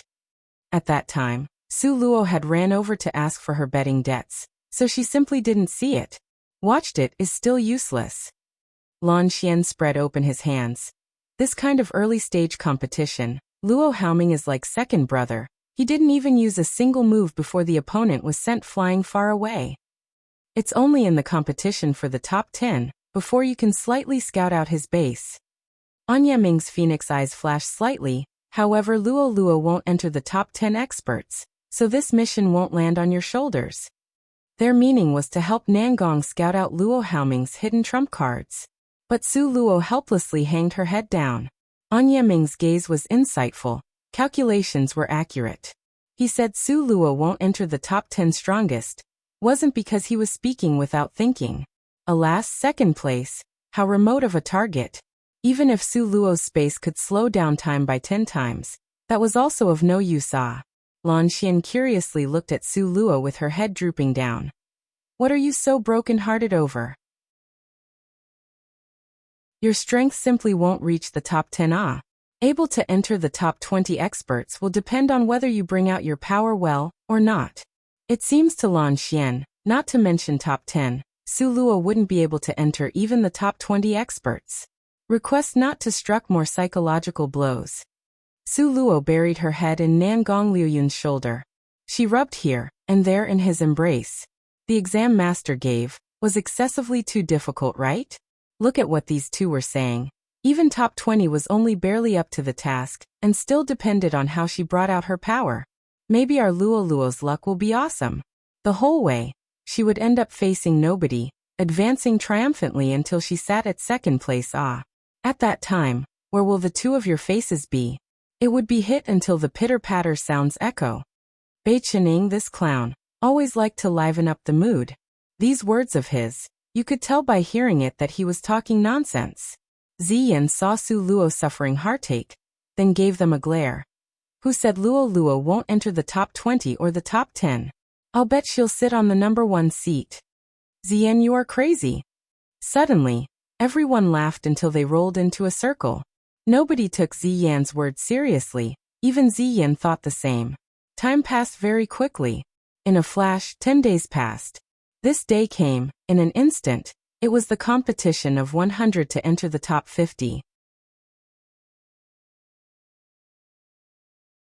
Chapter 14:14. Roaming Dragon List 12. Before, during the competition, due to hesitation, a pair of fighters was both eliminated. Therefore, among the remaining 99 contestants, there was an empty place. Sister-in-law, that place was specifically created for you. Bei Qining laughed, very pleased with himself. That's right. Sister-in-law, strive to draw that empty place's stick. Lan Xian brandished his fist, full of passion. Maybe she really can. An Yiming said after carefully considering it and calculating. He nodded his head. You guys. Su Luo humphed twice. She turned around to wrap her arm around Nangong Luyuan's and directly complained. The several of them joined together to bully me. You say what's to be done? Nangong Luyuan spoilingly hooked her nose. Other people want this kind of luck and can't get it. While you keep pushing it out, foolish girl. Su Luo felt that being pampered and spoiled like this by Nangong Luoyun, her swift decisive reactions from her previous life that was innate as a secret agent were all about to be lost. To continue like this won't do. As a result, when she was drawing lots, Su Luo closed her eyes, then picked up a bamboo stick and directly tossed it into Nangong Luoyun's arms. Hold it securely, that's the one I drew for you, it's not my own. Nangong Luoyun smiled. His family's Luo girl's appearance even looked cute when she was drawing lots. While thinking this way, Nangong Luoyun then cast a sidelong glance at the host and judges. After those two nodded expressing their consent, Nangong Luoyun unhurriedly used his clearly jointed finger to unwrap that bamboo stick. Seeing the number on it, Nangong Luoyun's smile paused. What's wrong? Seeing Nangong Luoyun's expression was strange, that group of foolish brothers, each and every one of them eagerly ran over. They reached out to snatch the stick from Nangong Luoyun's hand. It really was because the amount of news on Nangong Luoyun's face was too big. Bai Qining went to snatch it, but Lan Xian slyly mounted a sneak attack on him. Just when the two of them was fighting back and forth, An Yeming easily accepted that stick from Nangong Luoyun. After looking at it, he gave voice to his laughter. What's wrong? Those two foolish brothers both stopped, pouncing over, full of interest. After looking at what's written on the stick, all four brothers simultaneously placed their gaze onto Su Luo's body. They used the gaze of looking at a goddess to look at her. Su Luo very innocently grabbed the back of her head, gaze full of bewilderment. Before, she had closed her eyes and just randomly picked one and tossed it to Nangong Luoyun. Even she didn't know what was on that stick. But seeing the strange expression on their faces, Su Luo felt that this matter seemed odd. Ziyan, who had already picked her stick, rushed over, and in one grab, snatched the stick from Bai Qinying's hand. Then the next moment, she directly spit out her laughs. Empty place. Ziyan stopped her laughs with great difficulty. Did you draw this out again? Damn it, how could a person's luck be so good? The first time her opponent didn't come was fine. The second stage of the competition, she once again drew the empty place? Even Su Luo herself was stupefied. This was impossible, right? She dared to swear on the heavens. She really randomly grabbed it. She completely didn't use cheating tools like the little divine dragon, little stone and such. Even like this would do? At this moment, everyone present used an extremely strange gaze to look at Su Luo. If there was a dirty trick in here, they would rather take off their head and give it to Su Luo to sit on. In here, there definitely are dirty tricks. Having a master as the head judge was great. Su Luo's heart became somewhat upset from being stared at by everyone. Therefore, without fooling around, she declared, "That bamboo stick is Nangong Luoyun's, not mine. I haven't drawn my own bamboo stick yet." So it turned out to be His Highness Prince Jinza. When everyone present heard that the empty place belonged to His Highness Prince Jin, they let out a breath of relief. Chapter 14-15, Roaming Dragon List 13. Everyone knows, to be matched against His Highness Prince Jin, Luo Haoming, these superseded opponents, to go up is to directly lose. Therefore nobody wanted to draw these people. Now His Highness Prince Jin had drawn the empty place stick. Then their chances of being eliminated became less by a portion. Although that bamboo stick was drawn by Su Luo, but she still needed to draw again for herself. Quickly draw, quickly draw. In the surroundings, Bai Qining and these others urged Su Luo nonstop. They really were extremely curious. Don't know who Su Luo will draw with her next bamboo stick. Under thousands of staring eyes, Su Luo's hand slowly extended out. She closed her eyes and once again randomly grabbed another bamboo stick. Come, let us look and see what the biological child of the goddess of luck Miss Su Luo drew this time. Bai Qining, in a lively manner, imitated the host's tone and started to unfold that bamboo stick. Huh! Bai Qining cried out in surprise. Everyone's heart, including Su Luo's, all was raised up high. What ghost showed up again? Su Luo was even more speechless as she looked at her own slender jade-like hands. Overdrawing on good luck like this in the future, her fortune would be thin. Just when everyone thought Su Luo had drawn another good bamboo stick, Bei Chenying's gaze slowly swept around all the people in the surroundings. Afterwards, he used a regretful tone to say, "How come this time it's normal, ah? This is too strange, okay?" Bang. Lan Xian's large palm directly slapped his head. "You bastard, can't you speak with your tongue straight? Clearly a matter that required one sentence. Yet you had to breathe deeply." Su Luo was finally able to put her heart back into her chest. She thought that she had once again drawn a stick that was in defiance of the natural order. The beautiful youth dressed in red Bei Chenying smiled mischievously and leaned close to Su Luo. "The opponent is number 13 on the list outside of the roaming dragon list, Lan Zhixiao." "This person, you know him?" Bei Chenying nodded furiously. "Other people really may not know him, but this person, ah he. In the end, what dark secrets are inside? Quickly say it." Su Luo's heart suddenly had a very bad premonition. But this time, Bei Chenying defended this secret to the death, and actually wouldn't say anything. "Bei Chenying, you really won't tell me?" Su Luo grabbed his collar, saying in a threatening tone, "Second brother Nangong, your wife is bullying me, save me ah." Bei Chenying made a big fuss and ran all over the place. Him running around like this, how could Su Luo chase after him without looking shameless ah? He could be shameless, but Su Luo was a good miss that needed to look reserved. Su Luo was so angry that she gritted her teeth, so could only hatefully threaten him in her heart. "Bei Chenying, you bastard, wait for me, your older sister. This woman will take revenge. Even if it takes 100 years, it still won't be too late. Hey sister-in-law, don't get twisted. Wait for when you go on stage to fight, then you'll find out." "Really? Do you want me to give you a hint of his bottom?"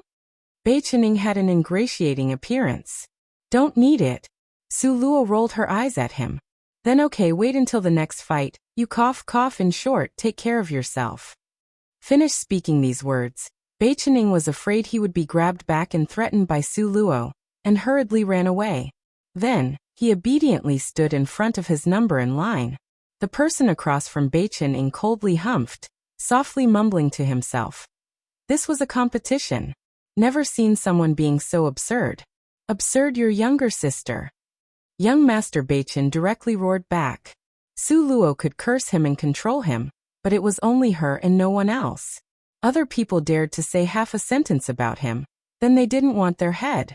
"You," that person originally mumbled to himself, didn't expect the opposite beautiful youth actually heard everything clearly.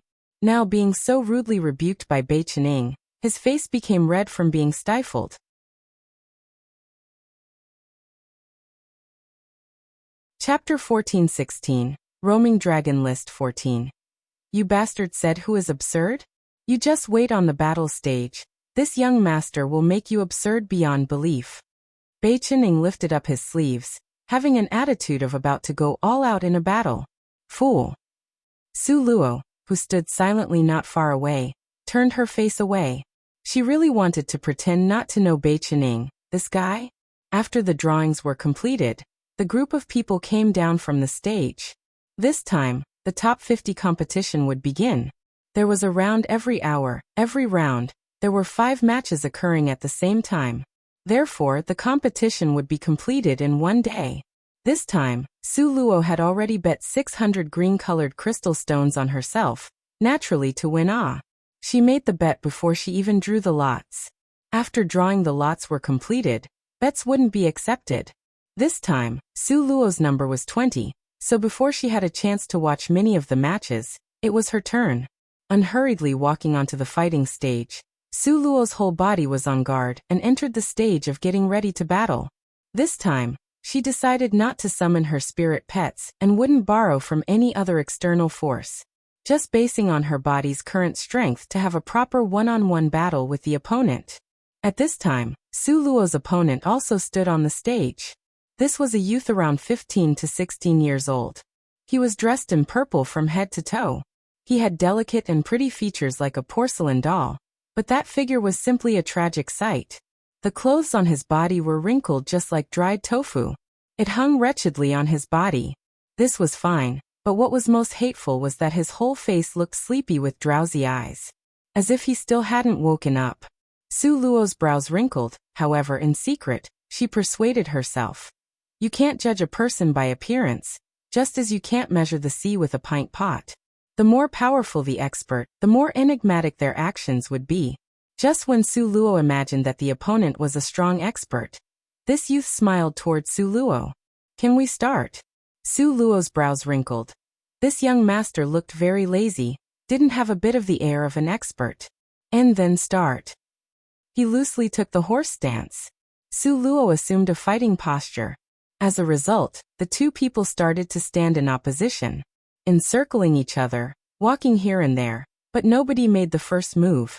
Just like this, the two people took strides to walk here and there. They walked for nearly a stick of incense's time. The spectators watching this almost all dozed off, and the two people on the stage still hadn't started to fight. You start first, ah. The lazy youth said frankly to Su Luo. You come and hit me, ah. Su Luo wasn't about to fall for it. Okay, I'll go hit you. The lazy youth sent out a palm strike that was light as a feather towards Su Luo. Su Luo originally thought that this strike must hide a killing move.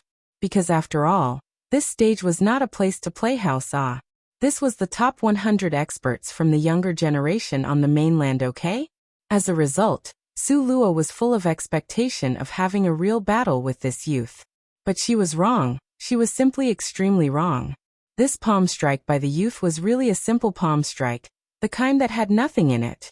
Just when this palm strike attacked over, Su Luo kicked her legs, and made a move called Total Annihilation 1, that would roll him up like a mat. This kick, based on conscience, could be said that Su Luo really didn't use a killing move. She only used 30% of her strength. But what was really hard for her to believe was that lazy youth was actually directly kicked flying. Lost, a soft sound echoed. The youth flew in a parabola arc and was shot far out of the battle stage. Afterwards, one could only see him do a carp roll in midair, then flip over like a sparrow. In the end, he lightly landed on the ground. That action, that stance, how easy you want it, it would be that easy. How graceful you want it, and it would be that graceful. 1. Total annihilation move. Okay people, you know what the author is talking about. The kick to a guy's private place that makes them roll around on the floor in pain.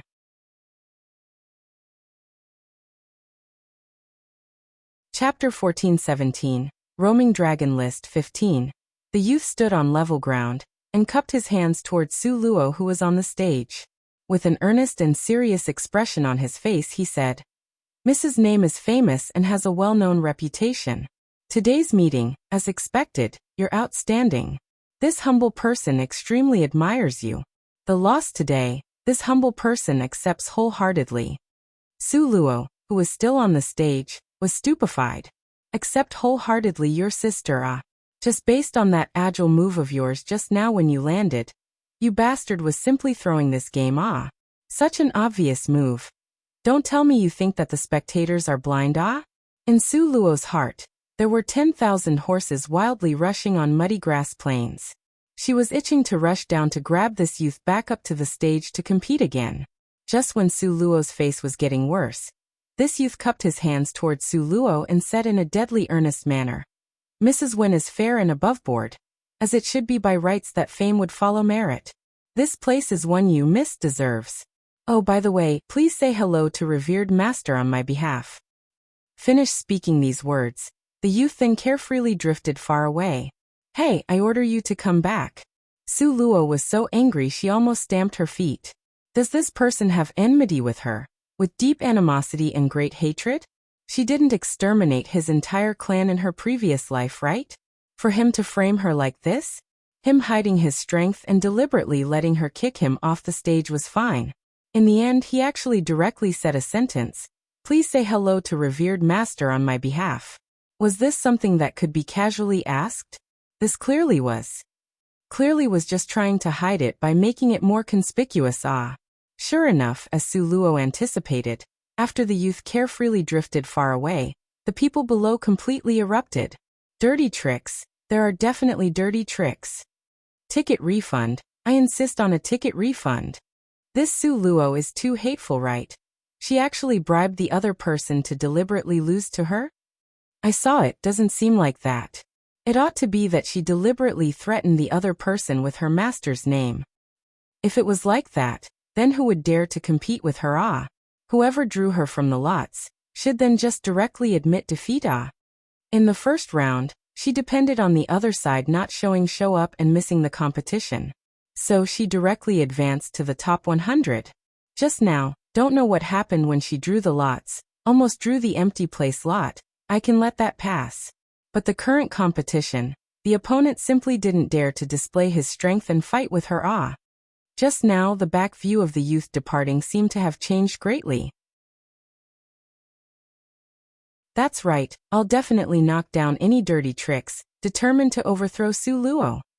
One wave after another wave of discussion came from the spectators' seats. Afterwards, the voices became louder and louder, practically covering all other sounds. On the stage, Su Luo's complexion was black to the pinnacle. Just now, based on that youth's real strength, he simply couldn't beat her.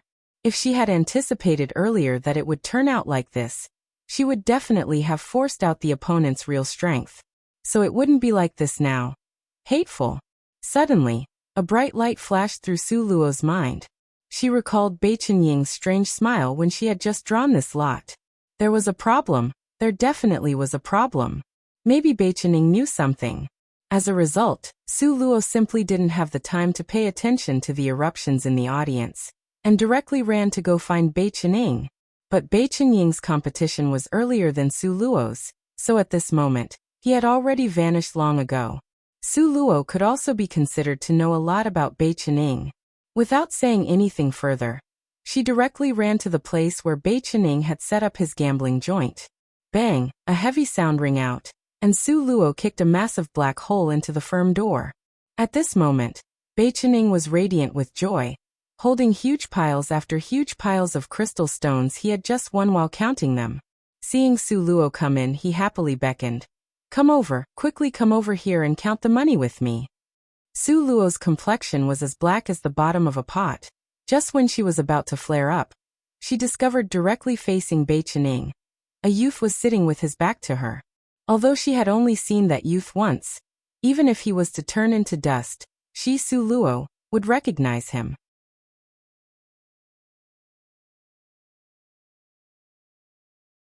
Chapter 14-18, Roaming Dragon List, 16. The Carefree Youth. The main culprit that sank her into the rumors of using dirty tricks. That anger in Su Luo's heart was raging. She directly walked over, lifted that youth up with one grab, and directly did a shoulder throw. Speak, what hatred do I have with you in the end, that made you want to frame me like this? Su Luo's action was considerably fast. No sooner said than done. That youth simply didn't have enough time to resist. One could only hear a bang sound and soon afterwards her, without fooling around, tone sounded. Ouch! The youth was thrown in such a way that his buttocks almost split into two pieces. Why on earth did you hit me? Boo-hoo, boo-hoo. The youth, while massaging his butt, he also resentfully glared at Su Luo. It was really very painful. Why on earth did you blacken my name? Su Luo directly got right to the point. How did I blacken your name? I was helping you. The youth saw Su Luo turn white into black and immediately shouted loudly of the injustice. Still saying you didn't blacken my name? You, this high-level framer. Su Luo was itching to kick him. Why did you call me a high-level framer? The youth expressed he hadn't heard of it, with an expression full of desire for knowledge. Bai Qinying at this moment was stupefied. From the moment Su Luo entered up to her making the move, although it may look slow, but in reality, this thing happened in the strike of a flint. When Bai Qinying returned to his senses, okay, the person that ought to be beaten up, she had already finished beating. Hence, he hurriedly smiled apologetically to smooth things over. Ha ha ha, what are you two doing? Shouldn't everyone be very happy about winning money? Win money? Su Luo frowned, feeling that somewhere was fishy. That's right, Little Li had bet all his crystal stones on you. So this time, he won a lot of profit from Jade Lakesley family, haha. A bright light quickly flashed through Su Luo's mind. Wait, are you saying he bet I would win? That's right, It was also me who incited him to take all of his assets to bet on your win. Bai Qinying heartily laughed with haha. He was obviously very proud of himself. So you're saying on the battle stage, he deliberately pretended to be weak in front of me. Su Luo gnashed her teeth. Those words were just like stir-fried beans. Word by word they jumped out. If I lost the bet, I would then lose my family's entire fortune, and wouldn't even have a nest to sleep in. Little Lee, still covered up his burning butt, hummed as if he was wronged. So you deliberately lost just now? Su Luo was immediately depressed to the point of causing internal injury. She felt as if her hit pounded into cotton, completely unable to alleviate her anger. She asked, spitting in anger. Before the bet, how did you know you would draw me? How would I know, ah? It was all because of Beichen conning me. Said to bet on you winning would make me rich. Who would have imagined I had such bad luck? When drawing lots, I actually drew you. Little Lee felt extremely wronged. On one side is the roaming dragon list ranking, on the other side is losing my family fortune. How would you choose? Su Luo. Beichening started to laugh. When he saw Su Luo draw this lot, he knew the conclusion would happen like this. So he was able to laugh so strangely at that time. Then why did you ask me to say hello to my master on your behalf? Wasn't this clearly making people misunderstand? Beichening smilingly said. This I know. Grandmaster Rong Yin previously saved Little Lee's life. He also raised him for several years by his side, so this was an unexpected mistake, ah. The corner of Su Luo's mouth twitched. An unexpected mistake was an unexpected mistake. Now her name was already completely connected with dirty tricks, threats, privilege, and so on. Adding together her previous life and this lifetime, her reputation couldn't be worse than it was now. Forget it, be more open with your outlook. You look here, we won so many crystal stones. Beichening saw Su Luo sat there, fuming. He moved closer to tease her into a more cheerful mood.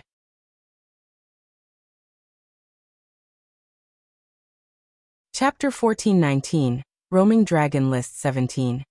Hey, your strength in itself is already there. This is not easy to falsify. Wait until the next time, and you have a proper competition with someone. At that time, you'll amaze the world with a single brilliant feat. And see who still dares hoot about behind-the-scene tricks. What do you say? Beichening accompanied with a foolish laugh. A person that could make young Master Beichen smile apologetically. Added together, wouldn't surpass a handful.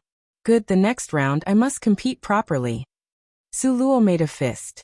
Although Beichening wasn't reliable, he actually said the right sentence. Wait until she could reveal her real strength. At that time, these rumors would naturally break without her attacking it. Thinking like this, Su Luo also calmed down and entered the ranks of those counting money. The top 50 people of the roaming dragon list had already come out. Luo Haoming, these seeded players, as expected, all advanced.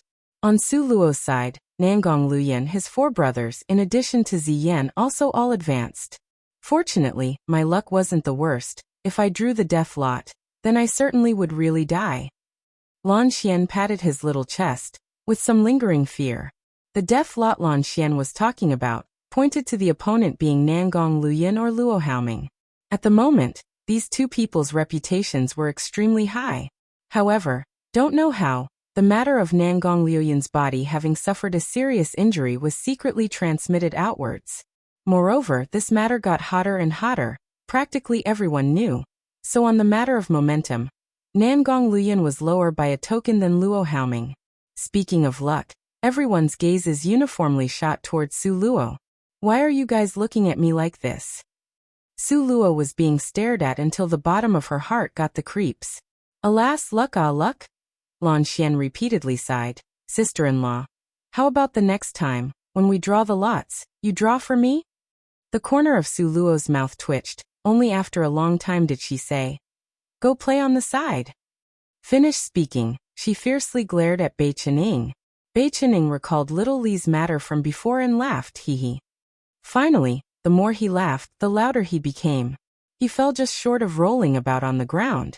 Su Luo speechlessly turned her head around and firmly said, next time, I'll make those people see my awesomeness. You must. Beichening agreed, very much like a lackey. There were still 10 days before the next competition. In these 10 days, Su Luo single-mindedly cultivated. With Su Luo being chased to kill and fleeing all day long, it appeared as if she had never made a great effort to cultivate. In fact, Su Luo had a heaven-defying space. Moreover, the time in this space differed from the outside by 10 times. Furthermore, Su Luo could send her soul inside to cultivate alone in her space. As a result, up until now, Su Luo had never stopped cultivating, but her great effort, others completely couldn't see. So when Su Luo advanced because of good luck, that was because the changes she accumulated daily had leapt to form a qualitative change. Without the accumulation from every day, how could she be promoted so quickly? These 10 days, Su Luo locked herself in the room, and didn't take even one step outside. Su Luo sat cross-legged, specks of white light lingering around her body.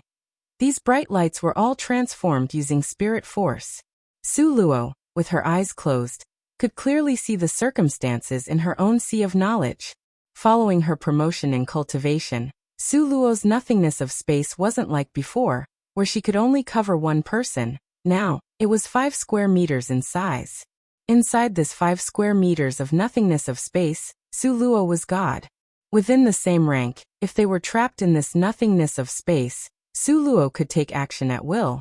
It could be said that she was an unequaled existence within the same rank. In Su Luo's sea of knowledge, 512 golden threads had already fused into 256. In the course of this event, she had obtained teleportation. Although she couldn't sustain teleportation for very long, but it had still repeatedly saved her life.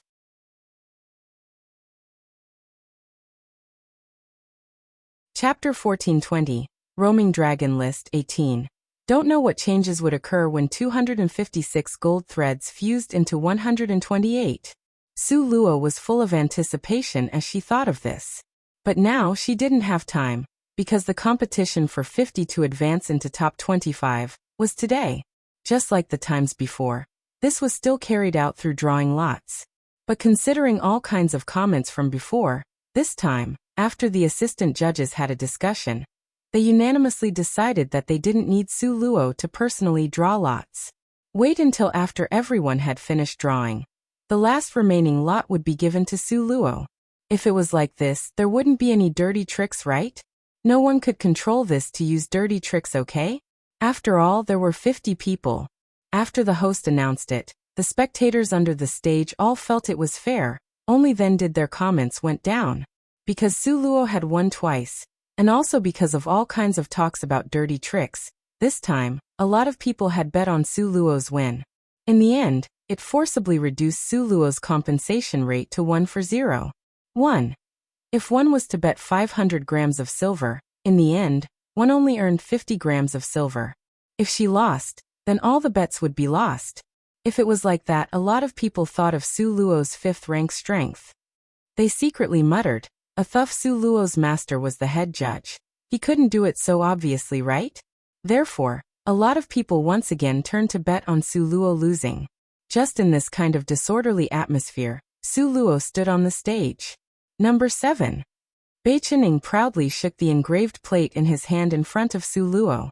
This time, they weren't separated in groups of A and B, because altogether, there were only 50 people, so there simply was no need.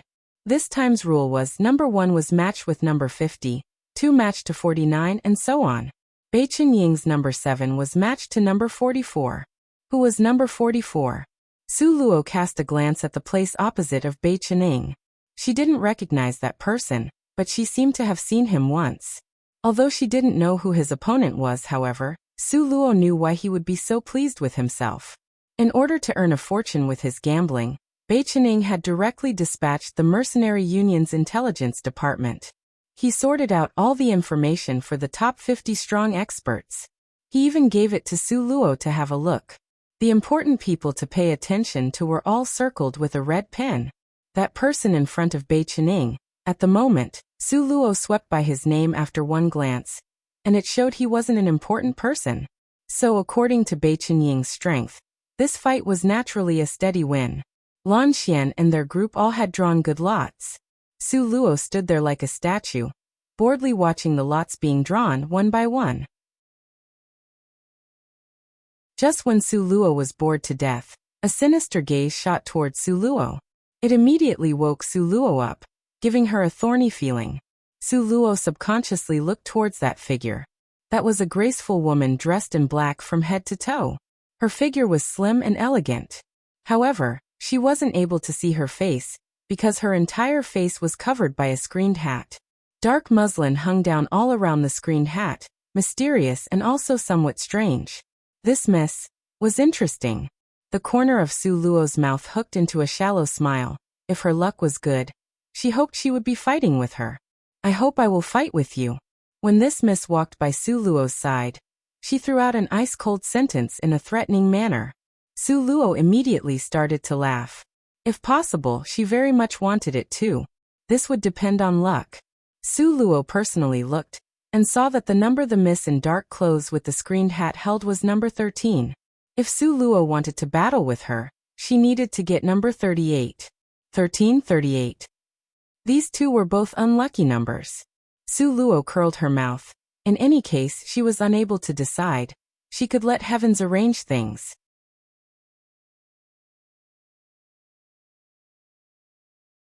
Chapter 1421. Roaming Dragon List 19. At this time, the numbers had almost all been drawn out, but that number 38 still hadn't been drawn. It still lay inside the box unmoving. Why was Su Luo so certain like this? Because there still wasn't anyone opposite of that girl clothed in black with a screened hat. At this moment, her pair of vicious eyes was staring at her without regard for others. Although she wasn't able to clearly see that face under the screened hat, but Su Luo was more or less able to guess who this person was. At this moment, there were still two numbers lying in the chest.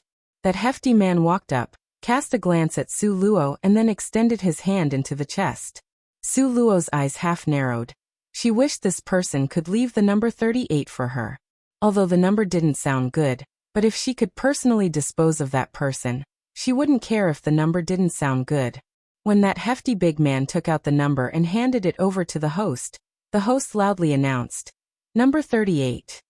Su Luo was immediately depressed. The person who was even more depressed than Su Luo was that girl dressed in black. The gaze she shot towards Su Luo was ferocious, wishing she was able to pounce on Su Luo and tear her into pieces. When Su Luo felt the malice from the other person on her body, she cast a glance at the other side, and the corner of her mouth raised into a complacent sneer. Seeing the other side wasn't happy, she felt happy. "You just wait." That ice-cold voice came over. Su Luo indifferently spread out her hands and faintly replied, "Just afraid you won't have the chance to stand up in the next round." Tisk. That miss seemed to have heard the funniest joke on earth. She coldly scoffed, full of taunting intent. "You must be on the battle on stage and die in my hands." The black-clothed miss made a killing gesture. "Then let's wait and see." Su Luo indifferently laughed. This girl's identity seemed to be on the verge of coming out. Su Luo's turn for battle this time was relatively late. So she sat at her seat and enjoyed the competition of others full of interest. Bei Chenying's battle was brilliant. No one had anticipated that such an ordinary person had concealed such a big trump card, and that he would only take it out to use now, when 25 out of 50 would advance. However, Bei Chenying wasn't just mud that could be pinched. After going through a brilliant and varied contest, Bei Chenying finally kicked his opponent off the stage and obtained a place in the top 25. Lan Xian on Yiming Ziyan Nangong Luyan all advanced without one falling off. Only Su Luo alone remained. "Sister-in-law, your opponent, is Jade Lakesley family's people ah." Bei Chenying handed a handbook about the competitors to Su Luo. Pointing at that person, he said to Su Luo, "You see, he is at 7th rank in strength. He's an expert in fire attacks and speed. Look here, isn't he clearly put there to be oppressed by you?" Ziyan took that book and tossed it into Bei Chenying's bosom. "Aren't your strongest attacks using fire element and your speed? Who can be compared to you when it comes to these?" Other things need not be said. Su Luo could also teleport. Try asking whose speed was faster than Su Luo's teleport?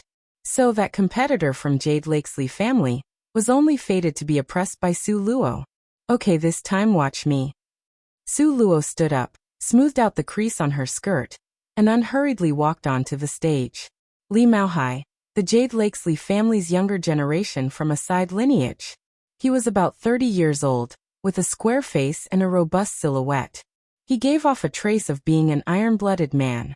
Su Luo was just about to speak, when who would have thought, Li Maohai sent a despising glance at Su Luo, then waved his big hand and loudly roared.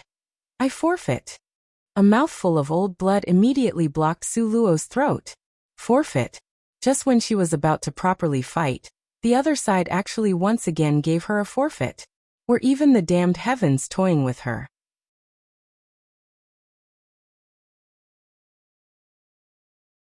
Chapter 1422. Roaming Dragon List 20.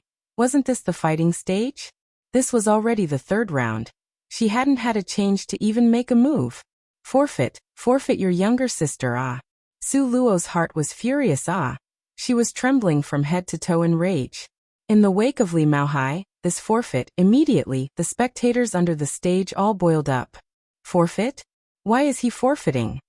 Why is it that every time it's Su Luo's turn, if it isn't the person not showing up or forfeiting, they would pretend to be weak ah? Dirty tricks, serious dirty tricks, absolutely, there are dirty tricks. At this moment, the sounds of the spectators' discussion rose and fell in succession. Everyone present was riled up. Bei Chening and them were all stupefied. Forfeit? That person from the Jade Lakesley family actually dared to forfeit at this time? What right did he have to forfeit ah? His strength was clearly weaker than Su Luo's. He ought to concede or surrender instead. Now he made it seem as if he was being forced by someone. Bei Chening gave a cold humph. He decided that when that person got down from the stage, he'd go over and have a proper chat with him. On the stage, Su Luo's face was cold like condensed frost. Her pair of eyes was like layers of ice accumulated for millennium. She ferociously glared at Li Maohai opposite of her. Say it clearly, why forfeit? Li Maohai hatefully glared at Su Luo, not speaking. At this time below the stage, Bei Chening started to loudly shout. What were you doing earlier? Why are you forfeiting after drawing lots? Fight ah! Fight ah! Fight out the right to forfeit? On the battle stage, forfeiters are cowards. That's right, this person from the Jade Lakesley family really doesn't have any courage, okay? Didn't he say he wasn't afraid of Su Luo? How was it that he admitted defeat before even fighting ah? Su Luo coldly sneered. How did Jade Lakesley family raise you, such an afraid-to-die coward? Since you are afraid of dying, then don't enter the Roaming Dragon List competition ah. In the end, you want to say you forfeit. Aren't you placing Jade Lakesley family's face on the ground for people to step on? Su Luo's tone when speaking wasn't a bit polite. Li Maohai's hand at his side was clenched into fists, bursts of crackling sounds echoing from the bones. A layer of black air enveloped his face, with veins exploding out on his forehead. His pair of eyes was scarlet and bloodshot, as if at any time, he would rush up to rip Su Luo into pieces. Su Luo thought, under so many aroused emotions, Li Maohai was stirred up to this degree. She should have her wish fulfilled and have a fight, right? However, Su Luo absolutely did not expect that she really underestimated Jade Lakesley family's inheritance of shamelessness for thousands of years. Li Maohai took a deep breath, and he swallowed down all the humiliation. Finally, with a face full of resentment, he glared at Su Luo, the hate in his eyes like fire. Su Luo, this time, I'll let you go. The new young master of Jade Lakesley family will kill you with his own hands, using your blood as sacrifice for our Jade Lakesley family's reputation. The meaning of his words after translation was, I won't kill you now. I'm leaving you for our new young master to personally kill you. Finished speaking these words, Li Maohai waved his sleeves. He didn't bring away any of the clouds and directly floated far away. If it weren't for eldest Mrs. instructions that he must set aside Su Luo for the new young master to settle, just now, under that kind of circumstances, how could he have forfeited? Even if he was to die, he would have rushed over and fight, then discuss it. Li Maohai's heart was also bitter but he didn't know, him leaving like this, directly sunk Su Luo into the ground of injustice. The rage in Su Luo's heart was simply hard to vent. The spectators under the stage all whispered in one another's ears, discussing this spiritedly. Now, Su Luo could be considered to have entered the top 25 experts? When had it become so easy to enter the top 25 That's right I haven't even seen her make a move. She just stands on the stage, and her opponents either forfeits or won't arrive. This luck.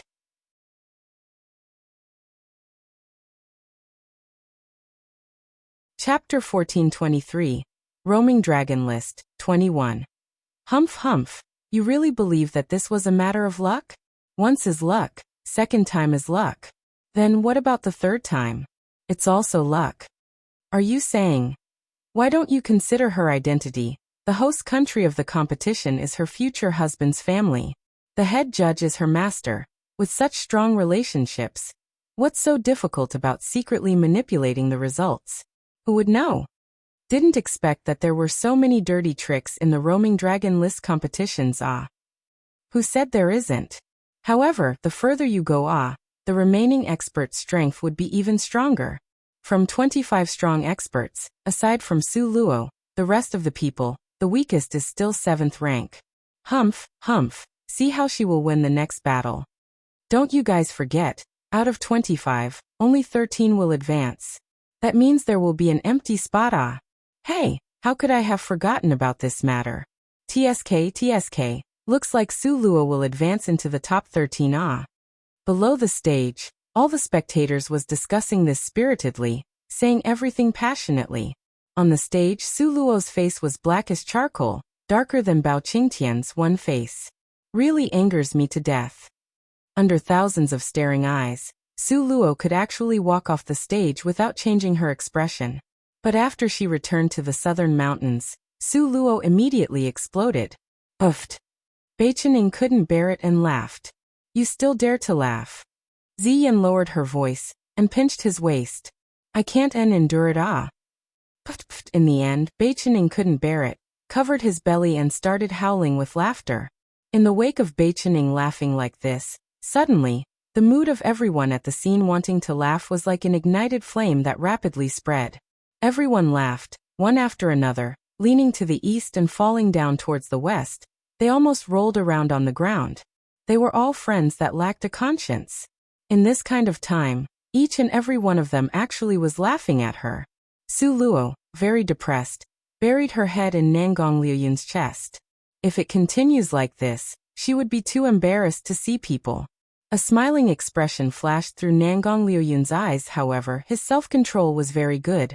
He only pursed his lips and smiled slightly. He tenderly hugged Su Luo, whose head was buried in his chest like an ostrich. He restrained his laughter and gently coaxed her.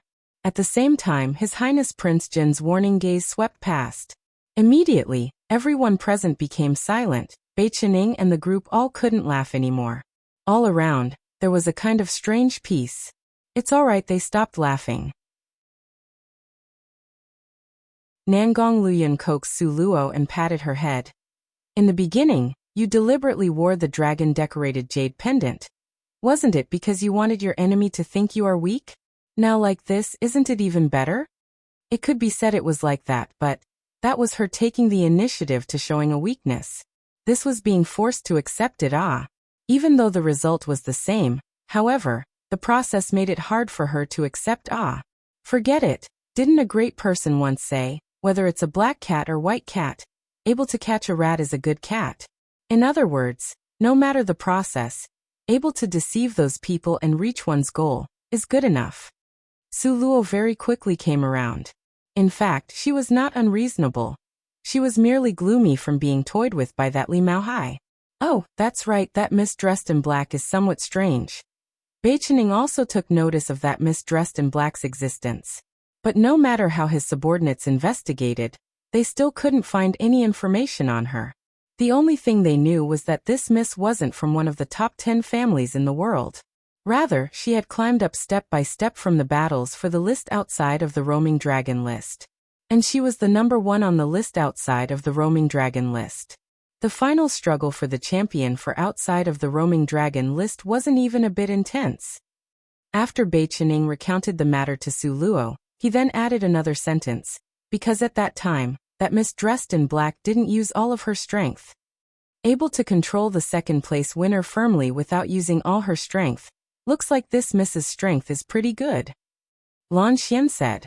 1. Bao Qingtian, a Northern Song Dynasty official known for his honesty, intelligence in judging cases, and his very dark complexion.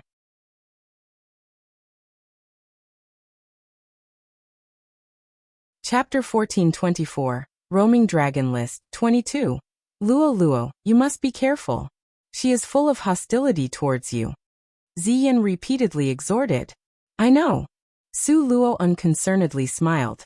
That person's identity, from her perspective, was on the verge of being revealed. However, Su Luo was really looking forward to having a battle with her, thereby settling all kinds of hatred and enmity from before. You shouldn't relax your guard like this. Her strength is really terrifying. Ziyin seriously said with a grave expression. I know. Su Luo smilingly nodded her head. The competition to enter the top 13 from 25 was arranged to start half a month later. The competitions had progressed to this point. The remaining were all elites.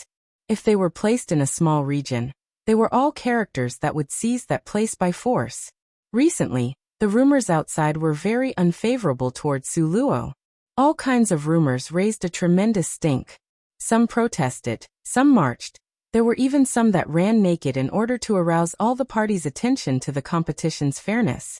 However, this wasn't the modern world where public opinion could direct the upper layer of decision-makers. This was a different world. A world based on martial arts and seniority. Public opinion, with respect to Grandmaster Rong Yun's level of super strong expert, was just a fart. If he was not happy, he could wave his fist at will, and a city would forever disappear from this world. So these public opinion to him didn't have any effect. Even more, there wouldn't be people that would express anything just based on the public opinion of the masses. The competition was held as scheduled. As far as Su Luo was concerned, this was the fourth competition. The first 3 rounds of the competition, whether she took the initiative or was passive, it could more accurately be said, she entered all 3 because of tricks. This round, Su Luo simply didn't even walk up to the stage. She would wait until the last remaining incense stick. No matter who it was, she would recognize them. Seeing Su Luo didn't even bother to walk up the stage, those common people started to discuss things once again. This time she won't use any dirty tricks, right? Who knows? Maybe that empty place lot is Su Luo's. That really could be possible. Maybe those assistant judges, in order to curry favor with the head judge, deliberately gave Su Luo that empty place lot. A countless number of voices calling things into question rushed forth like the tide, almost drowning Su Luo. But among the crowd, Su Luo was like an immortal fairy, standing there alone, apart from the world. She just sat there indifferently, her face holding a shallow smile. Her expression was calm without a ripple, as if nothing could affect her state of mind. Not far off in Jade Lakesley family's VIP guest room. The matter has been handled properly. Li Yaoyao's mouth hooked into a cold sneer. This time, she had moved some hands and feet, deciding to let Su Luo very fortunately draw that empty place lot. Because she knows, want to kill a person, first raise her up high, lifting up to the highest point, then heavily throw her down. This kind of retaliation feeling was the most pleasurable. Let alone to say, if she let Su Luo to draw the empty lot again, reckon the masses would all go mad, right? Thinking up to here, Li Yaoyao's mood suddenly became good and she laughed her head off. Eldest Mississippi, the elder guarding at Li Yaoyao's side, his eyelids flipping over. Okay. Li Yaoyao stopped her laughter, a sinister light flashing through her eyes. Must let Su Luo draw that lot. The same sinister smile flashed across the elder's face. To harm Jade Lakesley family to this degree, death. With regards to Su Luo, this was the lightest penalty. This time, they must destroy all her reputation. Su Luo still didn't know that Li Yaoyao had this idea. If she knew, perhaps her expression wouldn't be so calm. On the stage, slowly, the lot drawing began. In the wake of the people picking up the lot plate and leaving, Su Luo's eyes half narrowed.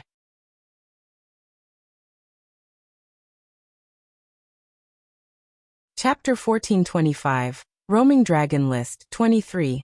There weren't many people left up until now. Nobody had drawn the empty place lot. Su Luo suddenly had a bad premonition.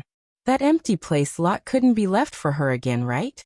This would definitely be a good thing for others, but for Su Luo, it was simply the worst. Although Su Luo looked calm on the surface, her heart was extremely anxious. Her pair of eyes would glance at the stage from time to time. When there were only 5 people remaining, that empty place lot still hadn't been drawn out. This simply was Su Luo's heart was very vexed. 4 left. 3 left. 2 left. Just at this moment was when the second to last person's turn. Time seemed to stop at this second. Now there were only 2 lots left on the stage. One was the empty place lot. The other would be battling with the only 7th-ranked competitor. The remaining 25 people's strength was already clearly understood by everyone. Besides Su Luo, this insignificant 5th rank that could still mix with the top 25, there was another 7th rank that had superb luck. Able to stand among the top 25 based on a 7th rank strength, it could be said it was a kind of luck. The mouth of the second to last person hooked into an icily arrogant smile. Soon after, he drew a lot. That person is... Oh heavens, that is Luo Haoming. Last roaming dragon lists number 1 Luo Haoming. Oh heavens, my idol, my Mr. Perfect. Immediately, everyone present became impassioned. Luo Haoming's contemptuous gaze swept his surroundings. Finally, his gaze stopped on Su Luo's body. It couldn't help but be said that Luo Haoming had a pair of very beautiful eyes. Pitch black like the night, abstruse with a never-before-seen beauty, very mysterious. When his gaze landed on Su Luo's body, Su Luo suddenly had a tense feeling of facing a great enemy. Such a strong pressure, such a vigorous murderous aura. Su Luo's eyes narrowed slightly and had no choice but to admit that her right now simply wasn't at the same level as Luo Haoming. If he wanted to kill her, it was as easily as a turn of his hand. Luo Haoming carelessly tossed the lot he had drawn to the host. The host, who was full of a provocative manner, seemed to tremble somewhat with fear in front of Luo Haoming, looking very tense. His pair of hands firmly clasped that lot. When he opened it and looked, he immediately let out a breath of relief. Empty place. Young Master Luo's lot is the empty place one. In fact, the pressure on the host was huge too. Since earlier, the people above had sent down an order. The order was that he couldn't let Su Luo draw the empty place lot again.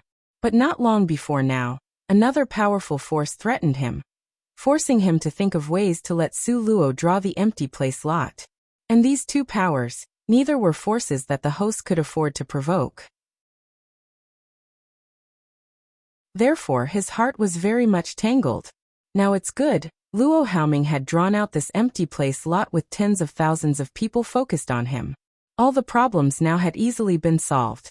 Looking at the spectators under the stage, you would know that it was most fitting for Luo Haoming to draw this lot for the empty place. It actually turned out to be Luo Haoming who drew the empty place lot. This is naturally more normal. The empty place lot should be given to His Highness Prince Jin, Luo Haoming, these kind of champions in the contest, the superseded players.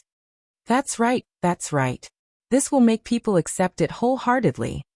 Ha ha ha, then should it be said that this time, Su Luo will really fight? Yes yes. But her luck really was pretty good. This time, she is matched against the only 7th rank among the top 25 experts The rest of the experts are all at 8th rank or above Isn't Su Luo only at the 5th rank Faced with a 7th rank, shouldn't she directly concede? I hope that person won't be bribed. Then like the last time, to voluntarily concede the match.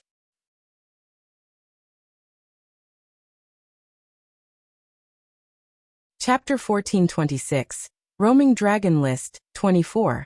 Not likely this 7th-ranked person is from Northern Mo's Xianyuan family. Don't know what's going on, but I heard he has deep hatred with Su Luo. That's good. Haha, at last I won't see Su Luo in future competitions Really excited just thinking about it. Making Su Luo get off the stage. Don't know when it became the unanimous thought of everyone. Su Luo suddenly became depressed. Moreover, her opponent was a 7th rank. It seemed she was once again looked down upon by everyone But so what? Let's see who is laughing in the end. The corner of Su Luo's lips faintly hooked up. 13 will advance from 25, now is already somewhat worth seeing. The 10 competitors from Eastern Ling, aside from Nangong Luyan and Su Luo, were all eliminated. The 100 people from the list outside of the roaming dragon list, 95 people were eliminated, only 5 remained. Nangong Luyan faced Jade Lakesley family's number 2 seeded player. This person was the same as Li Maohai, He was also descended from a branch line. But his luck wasn't good, just so happened to be faced with Nangong Luoyun. Nangong Luoyun barely made a move when the opponent's attack arrived. He fired off a ball of lightning. In an instant, the soccer ball sized of lightning became huge and enveloped all of this Jade Lakesley family's disciple from a branch lineage inside. After a burst of crackling sound, this disciple from a branch lineage, his entire person was charred. A stately 8th rank in strength, merely just after a face-to-face, was actually charred. His Highness Prince Jean was worthy of being Roaming Dragon List's most powerful contestant. The person that killed you is not this king, rather, it's Li Maohai. After Nangong Luoyun tossed out this statement of fact, he unhurriedly walked toward Su Luo's position. While he was walking, the corner of that gorgeous white soft robe looked charming, like gentle layers after layers of round fluffy clouds. He was as beautiful as a god, those thin and alienating lips hooking up into a demonical smile. It gave off an indescribable, alluring charm. Those phoenix eyes lightly swept by, intoxicating people as if the spring wind had passed by. Every gesture was noble, charismatic and of the highest elegance. That extraordinary beauty, outstandingly romantic, with unsurpassed charm. Not a single part of him wouldn't deeply attract people to him. Nangong Luoyun accepted a jade white-colored handkerchief from Ling Feng, one after another, carefully wiping clean his fingers. That finger, each and every one was clearly jointed, slender and white as jade, extremely beautiful. Nangong Luoyun's face was full of happiness and contentment. Even the corner of his lips curved up. Not only was it demonically charming, it also had a slight, rampant and arrogant flavor. Just this flavor made people even crazier and more dizzy, not knowing what today was. Others need not be said, just this appearance and bearing, Luo Haoming, in front of His Highness Prince Jean, was merely dregs. Long live His Highness Prince Jean. His Highness Prince Jean is a brilliant war god, #1 under the heavens. His Highness is someone born every 1,000 years that will unify the world. Those women in their prime, each and every one of them madly rushed up, as if like this, they could be a bit closer to His Highness Prince Jean. Nangong Luoyun disdainfully frowned. No one saw what he did. They only heard a cold humph. Suddenly, within 10 meters of Nangong Luoyun's body, no one could get close. There were misses that squeezed forward, but before they got close, they would be knocked flying with a bang sound by an invisible force. If it was other people, they would have been squished as if crushed under a car's wheel.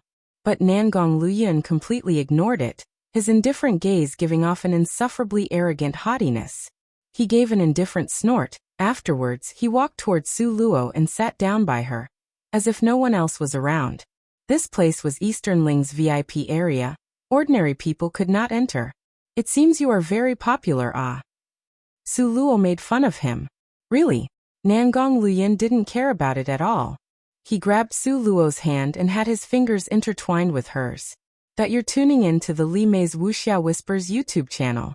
We're so grateful for your support, and don't forget to subscribe to join us on this incredible journey through captivating stories. Your generosity through donations truly makes a world of difference, as it's the primary source of revenue that allows me to expand and enhance this channel for you. Thank you from the bottom of my heart for being a part of this adventure.